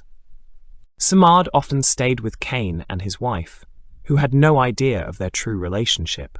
Most notably, Kane, who worked as an informer for the RCMP, used Simard to drive him to his meetings with RCMP handlers. The journalists Julian Scher and William Marsden wrote that Kane seemed to view Simard as a goofy sort of toy somebody he could play with or employ as the need arose. In early February 1997, Samad shot on the streets of Quebec City a drug dealer who owed the rockers some money and his girlfriend. Both were severely injured. In February 1997, Aimé Samad and Danny Kane drove from Quebec to Halifax in order to murder a businessman and drug dealer who owed the club money. The pair were ordered by nomad David Wolf Carroll to kill Robert McFarlane. McFarlane was known to be a troublemaker who was constantly getting into bar fights and was described by one Halifax policeman as, "If you were walking a beat downtown and you saw Bob McFarlane, you knew within hours you'd be called to that bar." Very obnoxious, very loud, very much full of himself. Another policeman stated that Carroll had put a $25,000 contract on McFarlane's life because he was such an asshole. Carroll had been the president of the Angels Halifax chapter from 1984 to 1990, and after he moved to Montreal, he remained closely involved in the operations of the Halifax chapter. Carroll had a low opinion of the Halifax chapter as a bunch of Boy Scouts, except for chapter president Mike McCrea, and regularly went back to Halifax to monitor operations. On their way to Halifax, Samad and Kane were pulled over by the RCMP under the suspicion of smuggling drugs. Though no drugs were found, it caused a silent hit on the RCMP's computers, which alerted officers whenever an informer has contact with the police, which led them to become curious about what Kane was doing in New Brunswick. On February 27, 1997, Kane and Samad followed McFarlane from the security business he owned, the Spy Store, to an industrial park where he wanted to show off to some friends some antique cars he owned. McFarlane had noticed he had been followed, and upon parking his car, got out to confront the two rockers. Samad opened fire with a .38 caliber handgun and wounded McFarlane, who ran away, screaming. Samad got out of his car and followed McFarlane to shoot him in the neck, while Kane fired 2 shots that missed. Kane deliberately missed so he could tell his RCMP handlers that he had not killed McFarlane. Afterwards, he and Kane drove back to Montreal, only stopping to drop off their guns, clothing, and the stolen Nova Scotia license plates into a forest. Unknown to Kane and Samad, the security cameras at the warehouse had recorded the killing, but the grainy footage taken at night made identification difficult. This was Samad's first murder. On March 5, 1997, Kane was asked by his RCMP handlers about Samad, whom he called very unpredictable and dangerous, capable of anything. In the meantime, he murdered the principal eyewitness to the shooting he had done in February in Quebec City.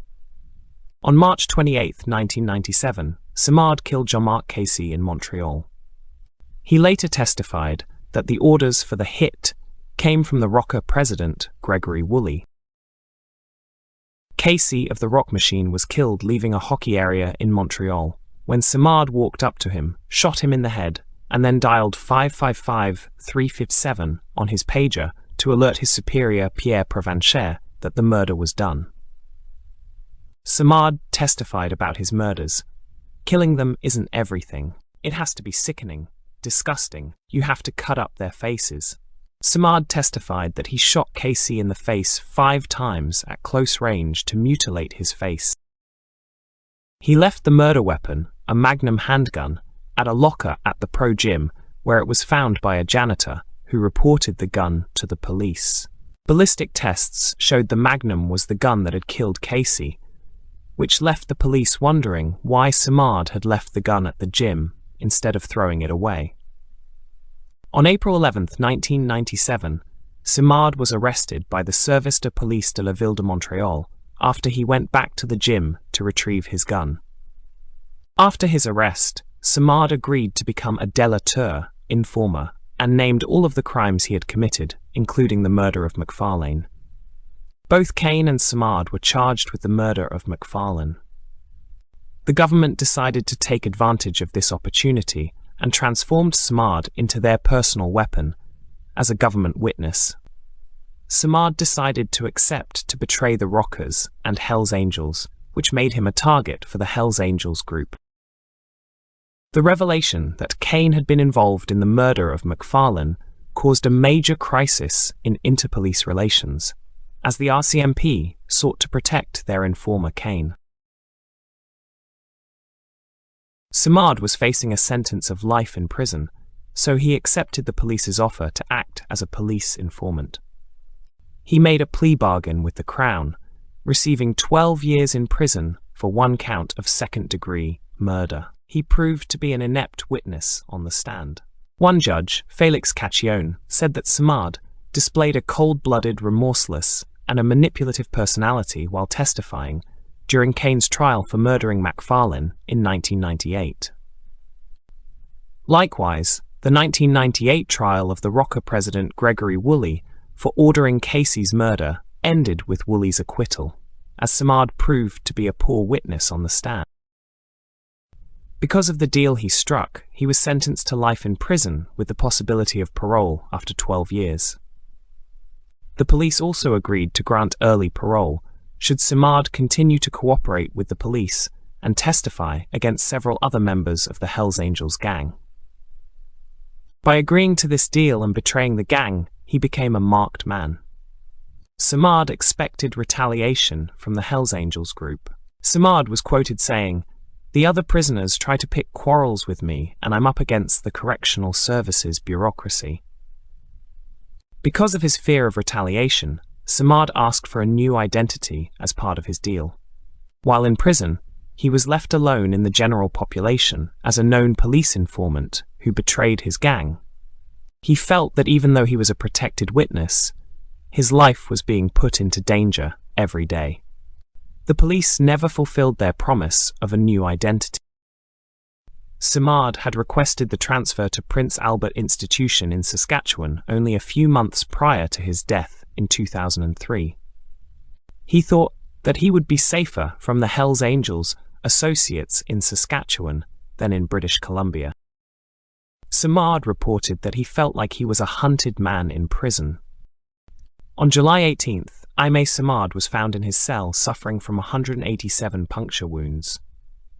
The attacker sharpened a metal rod to be used as a weapon. At the time of his death, Simard was scheduled to testify at a trial of another gang member. There was a blood trail which led the investigators to the cell next to his, which belonged to Alvin Starblanket.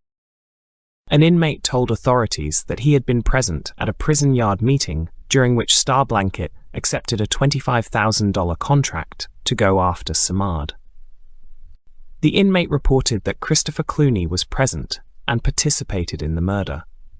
Anthony Tawiaka, the inmate at the Prince Albert Institution, testified that he observed Starblanket and Clooney enter into Simard's cell, and that he saw Simard sit up after he had been stabbed.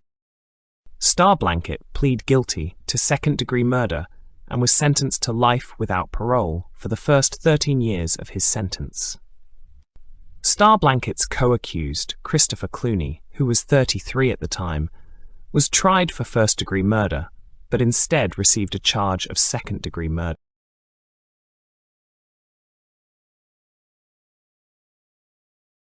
If you haven't already, please take a second to subscribe to the channel, and also don't forget to click on the notification bell so you'll be up to date on all videos released from the Everything Network.